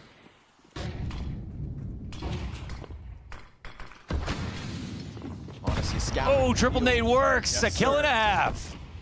Blasts him out of the window. Monte goes back, and there's nobody there. Off the tack pause. They throw those frag grenades to perfection and escape unscathed. Not 1 point of damage goes back towards Monte. And now Kerrigan getting active. This is being held by BMAS. Azulu now takes his gun back out. Kerrigan gets blown out of the round with the instant headshot. They and with mollied Monte right on wounded from those nades, you've got to think save's got to be in their minds already. Yeah, unless they make like a full rotation over to one site, like it's not going to be B. Keep these guns for next round. It's so nice to have, you know, like I was talking to I asked kind of every IGL this. I was like, you know, how much of the game plan are the gimmicks, like those triple nades and stuff like that, and the boost you get, you know, the triple boost or whatever. And they said it's 10%. But in CS2, with so few rifle rounds, like a gimmick that's gonna work 2 or 3 times a game, that can result in 6 rounds. If you always convert your 5v4s, especially that day, and the gimmick gets you a kill like that without any effort, you don't have to face Nico at any point this round. You triple nade him, and you take out half of Monte as well. Yep. Like, that one idea can give you such an edge with so much momentum. And let's say, let's say they punish these exits as well. Then it's worth it beyond even the 1 round that the nades connect. Yeah. So physically, Nico blasted out of this one. Monte effectively neutralized as he didn't try to get anything back because of the low HP. And they just skate right through into the B site where Kerrigan tried to get frisky and get ahead of things, but insta-kill on him by a BMAS. You can see Monte try to comment. Nico had nowhere to run. Yeah. Trying to hold it together here. He's having a good 3rd map. The other thing I'm worried about with Falcons is, like, there is nothing about the team at the moment where I'm like, this is why it should be them. You know, like, and you look at Foot and you see, like, they got a little bit nervous, but when they got on it, their momentum and how they were able to trade so efficiently, like, that's what always stands out about their good games.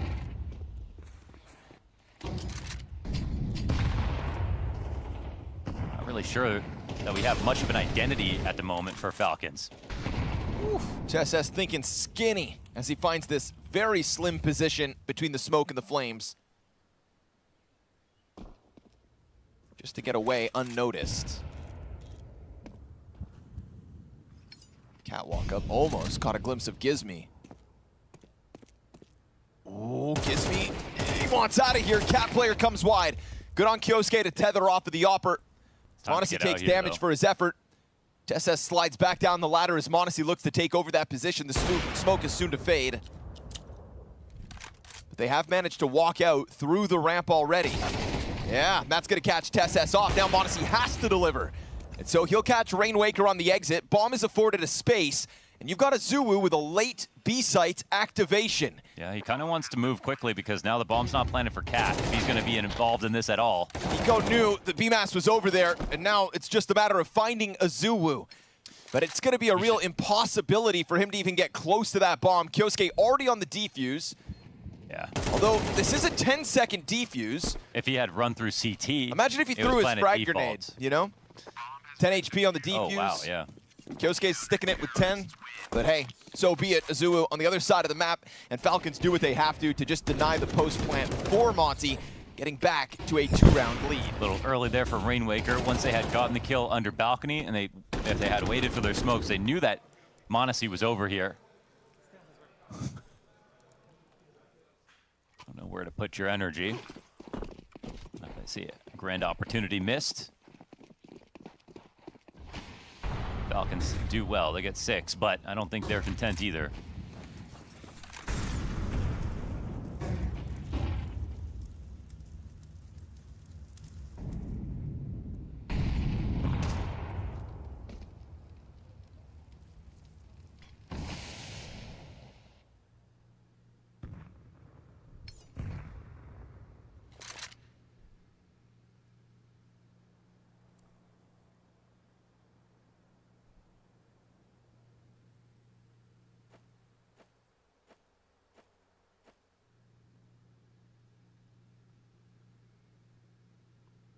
On the chase, though.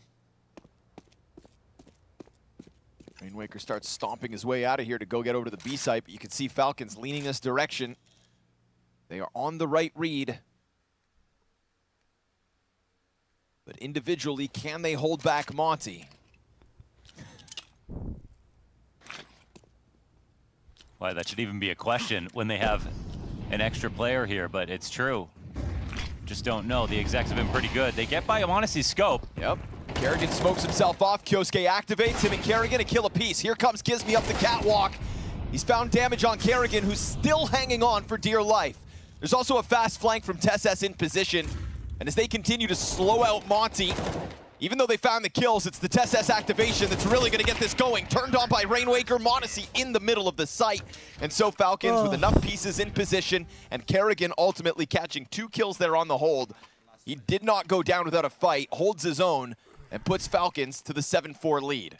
Yeah, it's just funny, right? They have the Palace push, they have the extra rotation over to B, they know it's going to be a B play, and yet still, you're like, you are you getting this? Yeah, you have to ask. That's crazy. That is actually insane. Because if you ask them, they'd be like, well, sure, we're definitely going to win this round. But based on what we've watched so far, you can't be certain. So I don't think, you know, they get 8, they'll take a breath. One last one for Monte, and they keep this game interesting.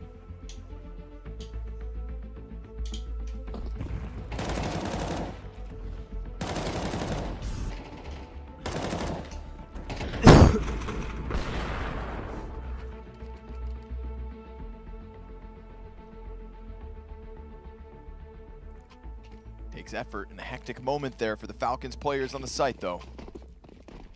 Double op adjustment in the final round of the T side here from Monte. Let's see it.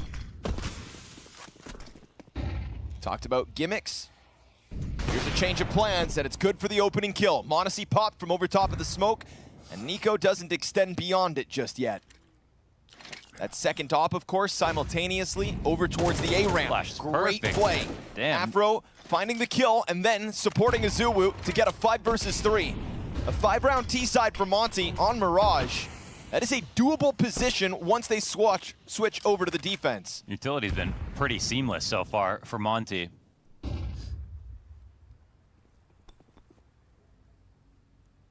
Like there's that round on Cat where Monte goes on the bricks, eats the flash, and then immediately repeats, and already Afro's there. Like sometimes, you know, teams aren't going to be that sharp, but actually Monte have been. Kerrigan misses his smoke into B. He'll get a little bit worried about this. I mean, the bigger concern is being down a player.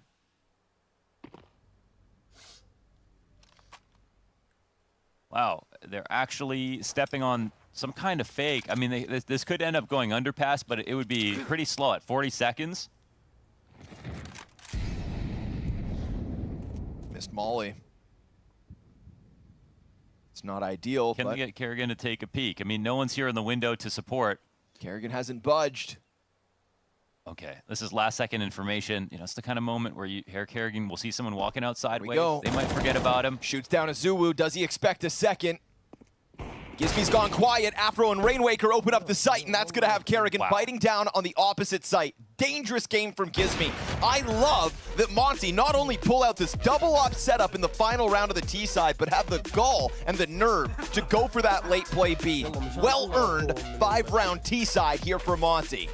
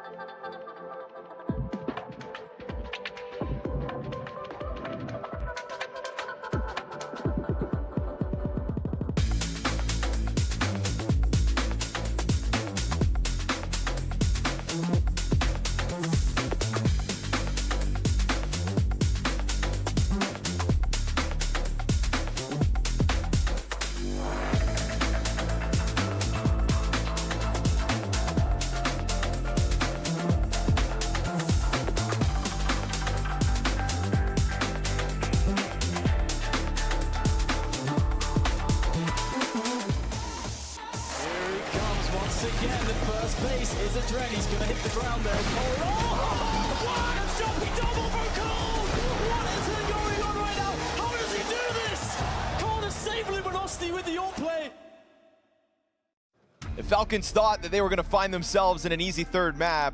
Not the case. As Kerrigan and Afro just keep on flirting. Somebody's got to win this game. Somebody's got to lose it. He does look at Kerrigan like he's in an exhibit. No, he does. He's like, oh, that's so cute. Look at him existing over there, like Nat Geo for Afro. He goes, oh, what is this? Oh, 36-year-old silverback gorilla on the brink of extinction. Be careful, Kerrigan. Don't let this major slip by you, as Monte have played a very cool T-side to get that 5th round. Again, double off variation, good calls out of Gizmy. You survived what was a very strong start from Nico that is now tapered off again, and we know he's been hot and cold this series. So let him stew in it. Yeah, I call 5 rounds T-side Mirage a success, for sure. But as they start this pistol out, Gizmy holding a defuse kit, already headshotted. When we had 1-1vx situation last map, that was the Azuu clutch. Or last half, excuse me. What a clutch it was. Yes, sir. On the pistol as well. You did have Kyosuke with 4 successful opening duels. Ooh, they're ready for a B play, but the bomb is actually going Palace. Oh, stopped by Azuu in the ladder room. Oh, another wasn't tap! calm that he was on the floor. Maybe they thought he... No, wasn't calmed. I mean, came out to clear that, read it wrong, ate the bullet. Azuu still alive with eyes. They don't have control of anything, actually. A Molotov ticket, but there's nobody to the left side here. Rainwaker just buys time for the reinforcements to move over before this retake gets going. This is a retake with a kit on Gizmi. Don't clam up too much, Falcons. Spot a player top Tetris. You can hear him moving around in the bomb site. That's 2 players confirmed. They're trying to draw them forward into Tesses, waiting for his chance to strike. Azuu comes through. 3 kills. It's got to be an ace from Azuu. And there's a kit still here towards the ticket. Kerrigan. Kerrigan gets active in the pistol with a triple kill to his name and an 8th round to the Falcons logo. That's lovely. Kicks off the T side, and Kerrigan's putting up a good map now. 10-7 for him. Impact frags. Denies a clutch. Another clutch for Azuu is what he was looking for.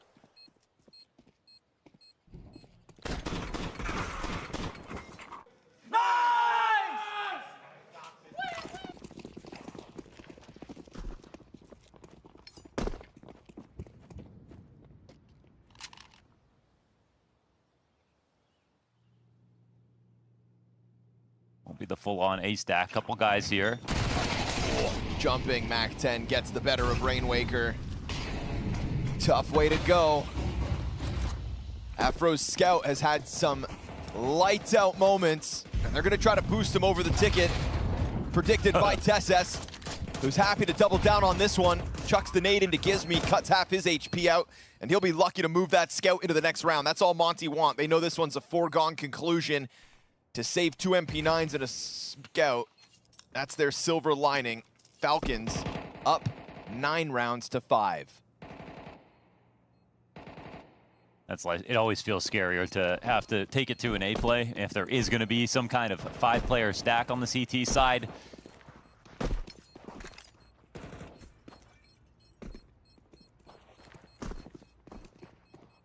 One thing that's nice is they have 2 inside of Palace, 1 to cover. And Azuu plows through an upgrade here. Put a small dent in Falcons as they will establish the 4-round lead.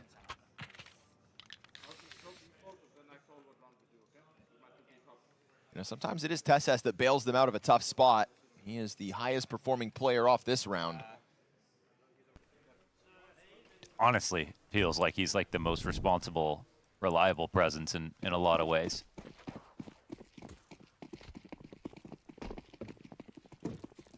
We get some trimmings added to the mix here this round. Eagles to try to prop up what was saved in the last.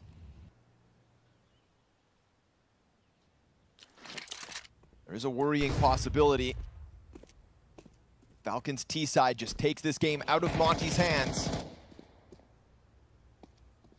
And as much as they would love for us to forget about Dust 2, Falcons are still trying to prove they've got what it takes to compete in Stage 3, because Monte, as per our expectations, not even meant to be here.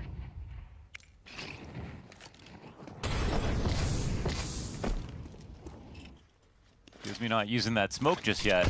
Comes in a little late. Ouch. He can take the damage. Is here to try to scare him. Falcons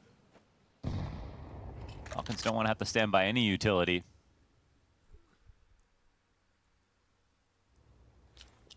But it won't discourage the B play where there is only him.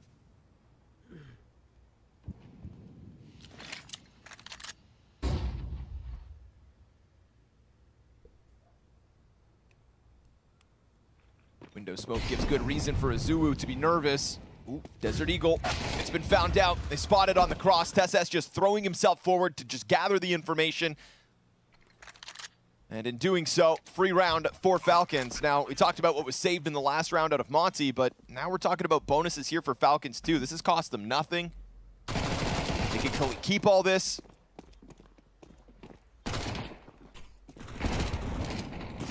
CTs with guns on the other end of this round, but what kind of damage can they do to the Falcons in the meantime, who are trying to jumble their way through the murder hole, just chasing down these eco kills? And they're going to wash away everything that Monte have. So Kevlar even will need to be rebought. And Monte probably pretty happy to fight. They're going to be getting better guns no matter what. The problem is they just did no damage. Yeah. Right? They're happy to fight, but what they really needed was He impact didn't lose here. anything. Instead, you've just given it over to the Falcons, keeping 5 players alive, leading by 5 now. And like you said, guns on the other side no matter what. We have that op for Afro. That'll have to be the difference. I mean, he was back on Dust 2, the driving force for Monte's victory in this series. They always set him up really well to find opening kills. They did it on T-side, took out Monte.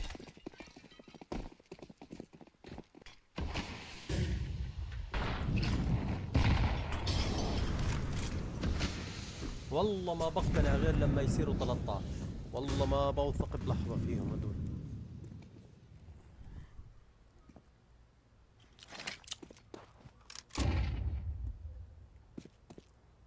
He gets that op tucked into connector and posted towards top middle with Kerrigan behind the mid boxes. Monte's hanging onto the flashbang.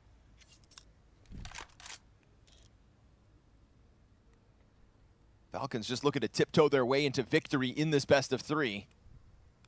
Felt like everything was under question, but this T-side, 3 rounds in a row. They win the first gun round over Monte.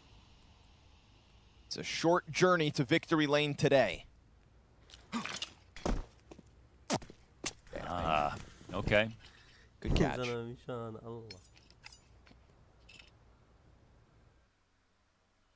Going for the re-smoke here on window. Tesses crawling up through Palace as the A ramp gets smoked.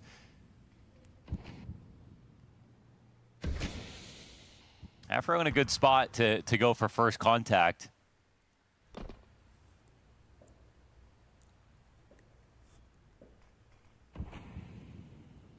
How good is this split going to be? And Rainwaker's phasing the smoke. Nico's down here. Nico gets the kill. Zuu finds one flying, but it's a good trade out from Tesses. So the tethered Afro's, players between Falcons, trade's effective. Sure, Nico's low. And that was the one duel that could have gone untraded, but because he straight up wins it, this round's going to come alongside it, and Falcons get through the first CT buy with ease. Yeah, I mean, like Monte didn't really do anything interesting here. They kind of all sat in their positions, didn't really try to update any information, just phased the smoke on A ramp, but not with a flash.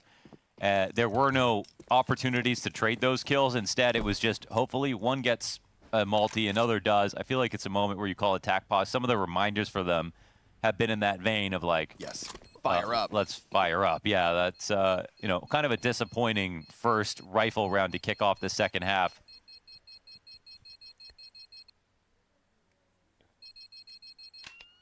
And actually might be devastating for them as Falcons quickly hit 11.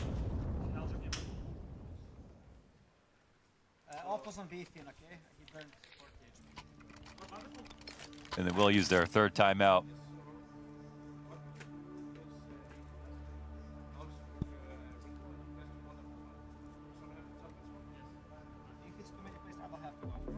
Or this goes from out of hand to completely out of their control.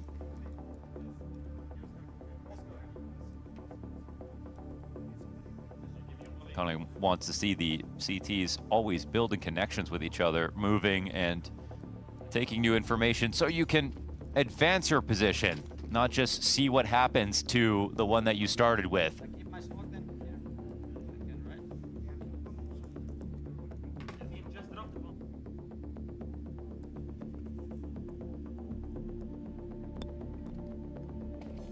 Heavy performance from Zuu, not looking to be enough in this decider map of a 1-1 match. Ooh. Luckily for Monte, that bullet sails by. Aggressive Palace play, and the trade's good while Afro gets the op duel over Monte. But Tesses, slam Tesses shot. is pissed. Afro, Hey, was he looking at the ramp? Looking for a third now. I swear he was looking at the ramp and dropped it on him. That's the difference when you put that op in Afro's hands. But not just that. Look how active this round was. Activity up through Palace. Afro's got a third. You'd hope for the Monte's sake that his triple is enough. But Nico chucking flames over to the catwalks. Got a low-health Rainwaker inside of the A site. And for the time being, gives me far removed a minute to make this happen, Nico. It's really painful, like, having to rotate this far. And as soon as Gizmy goes and sees that this bomb is here, he can play it however he wants. He can just camp out, boost it up around the A ramp. And Rainwaker can cover him. But if he sees it and hesitates, Nico's going to find him first. Nico arrives. Yeah, wait a second. Yeah, he just kind of caught out.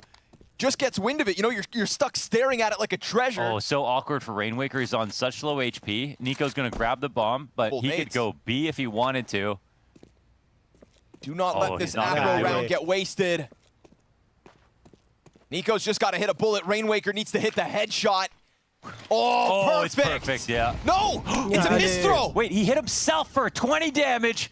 And now the M4? Oh, no, Nico, yeah, it's still on his mind. Could have made that way easier for himself. Oh, my goodness.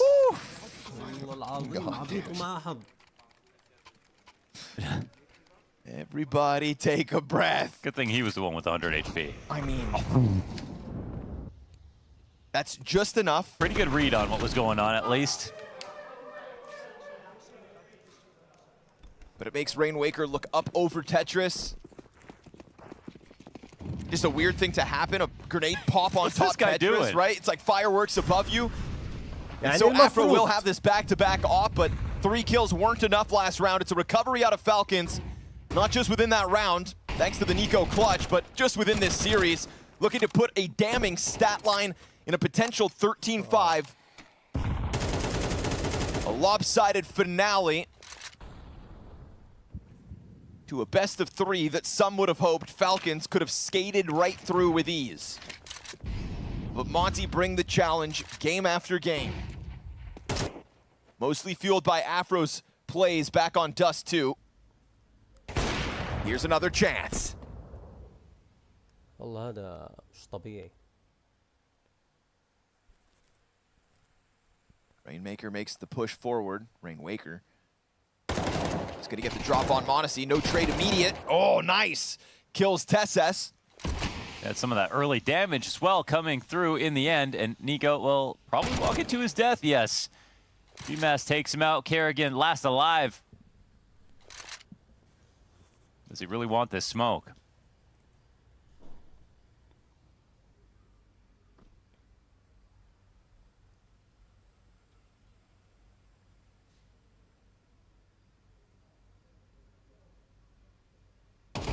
He sees the gun. That'll be a frag for BMAS. A round on the board for Monte. It's a little late, Monte, but it still looks good.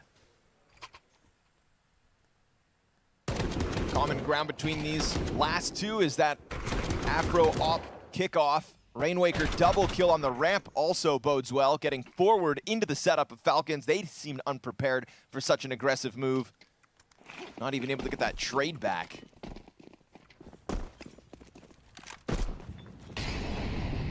Monte early to try to jump on the bench cross. Nobody shows skin. Afro goes for the deep peek underpass. Burned back, still sticks around here. And Nico could wind up being a victim. It's gonna take a deep peek here from Afro.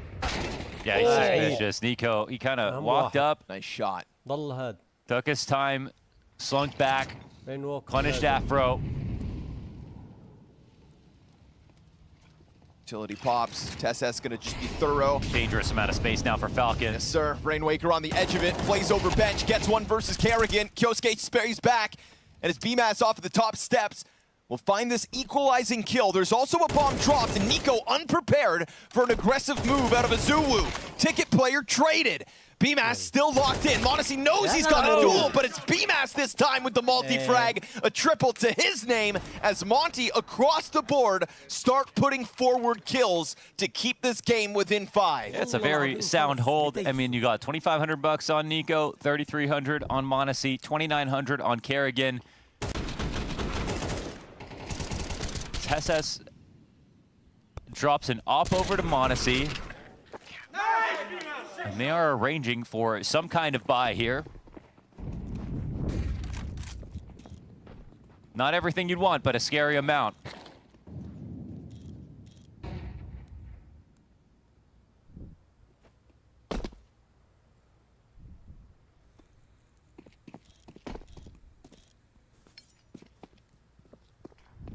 This time Falcons try to keep it clumped a little closer together. 4 players out middle.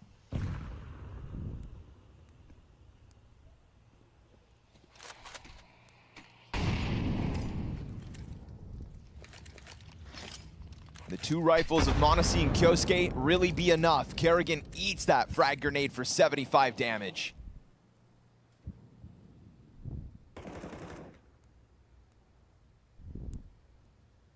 Monte just circling Falcons in the water this round. Flash over top for the window peek. You've got Monte blind, but Azubu doesn't get the kill. At least he confirms this presence. We get this walk up from BMAS, running a risk, but still looking to flex this gun advantage. Galil now in the hands of Tesses. No Kevlar. Kerrigan's Glock goes down. Monte misses his chance to strike Afro out of this, losing the op head-to-head. And now Azubu happy to slide out and take that extra risk. Puts the bomb into the dirt. They'll confirm Nico and stand tall, 5 players strong in the force. The 2 guns come through from Falcons, find nothing, and now they're gonna have to again calculate. 4 rounds to overtime. Here are Monte. Yeah, this time they don't take the op forward, but they get a much better buy overall. T side, so they'll increase their mobility. All rifles in this 4-round game. Monte are fully loaded. For whatever reason, Gizmi doesn't buy a kit. Shouldn't matter at all.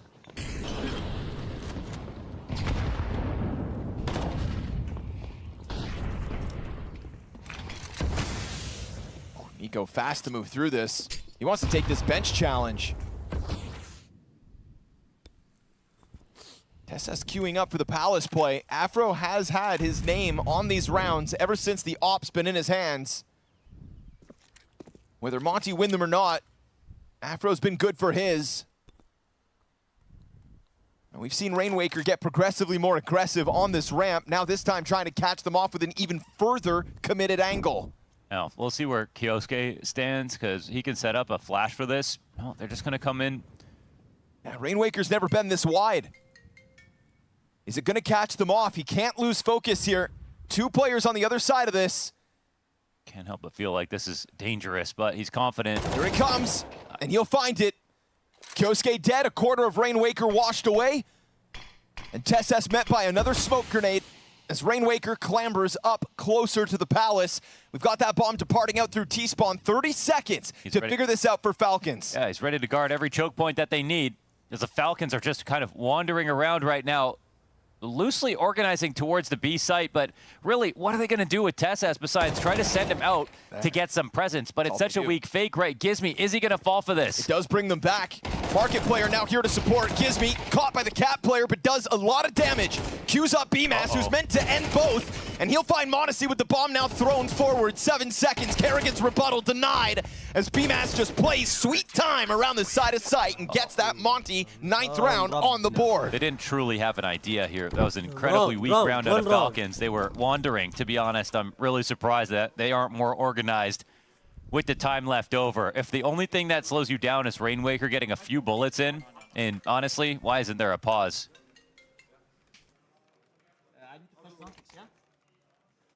He was sitting there on the A ramp doing a little bit of damage in a position where he could have got blinded, could have got countered, could have got traded. Nothing happened. And they acted like it was like some massive counterplay where they got tricked entirely, and then they had no way to do anything about it. We've seen a lot of missed utility coming out from Falcons. This time they're just going to try to strong arm their way through the apartments. Kyosuke denied entrance towards middle. Frag grenade to meet the pistols. Tesses inches ever closer onto the Galil, but it gets covered by Azubu through the window. And honestly, the connective tissue between Monte's players right now is just better than that of Falcons. It's A+. Again, they started this half really late, but it's come together quickly. Nico strikes one off the B site. I've never seen a grenade bounce off one of those wooden pegs ever in my life. A lot of firsts at this major.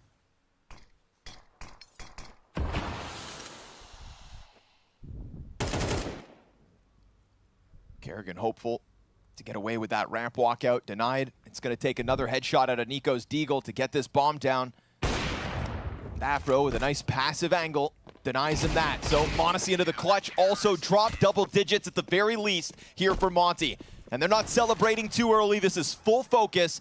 And finally, we get this timeout from Falcons. Zonic takes his second at a 12-10 score after we've already had Monte post now 5 rounds in a row with no bomb plants even. Yeah, they've just denied it. And I mean, it doesn't feel like Falcons are moving aggressively enough to even get a chance at a bomb plant. Like the way they're losing, it's wandering into death in these last few rounds. So the tides have turned. I mean, Falcons just got to be happy they have 12 rounds now. Locked in overtime, gives them lots of time to, you know, figure out their game, but why it's deprecating, I can't explain.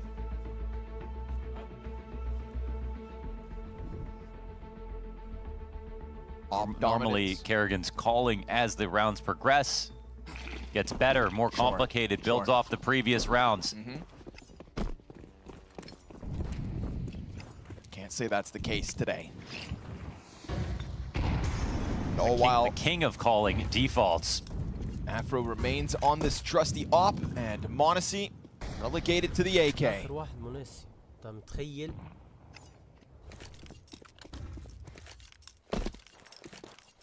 the court IQ of the players that he's got to work with here on Falcons.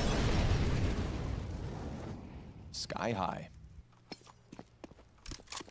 And they've also lost so much and been embarrassed so many times. You know that they're ready to listen. You know what I mean? Like they're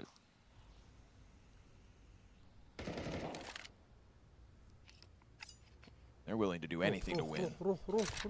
And this could be the move. Wow, it's just a totally open B site. However, they've conjured this up, man. This is an overreaction entirely for Monte. Gizmy's got another smoke, but his first one just faded, and you can see them getting closer. That's not going to do anything. Nope. T's are going to come through this for sure. Yep, Gizmy's going to have to deliver kills here. First one hits the ground, he sprays through him. Kyosuke gets that trade out. Falcons given a gift of an empty bomb site, barring that one Gizmy attempt. And now Izuwu blasted out from the market window. Dropping all the utility on this one. They wait until the 23rd round.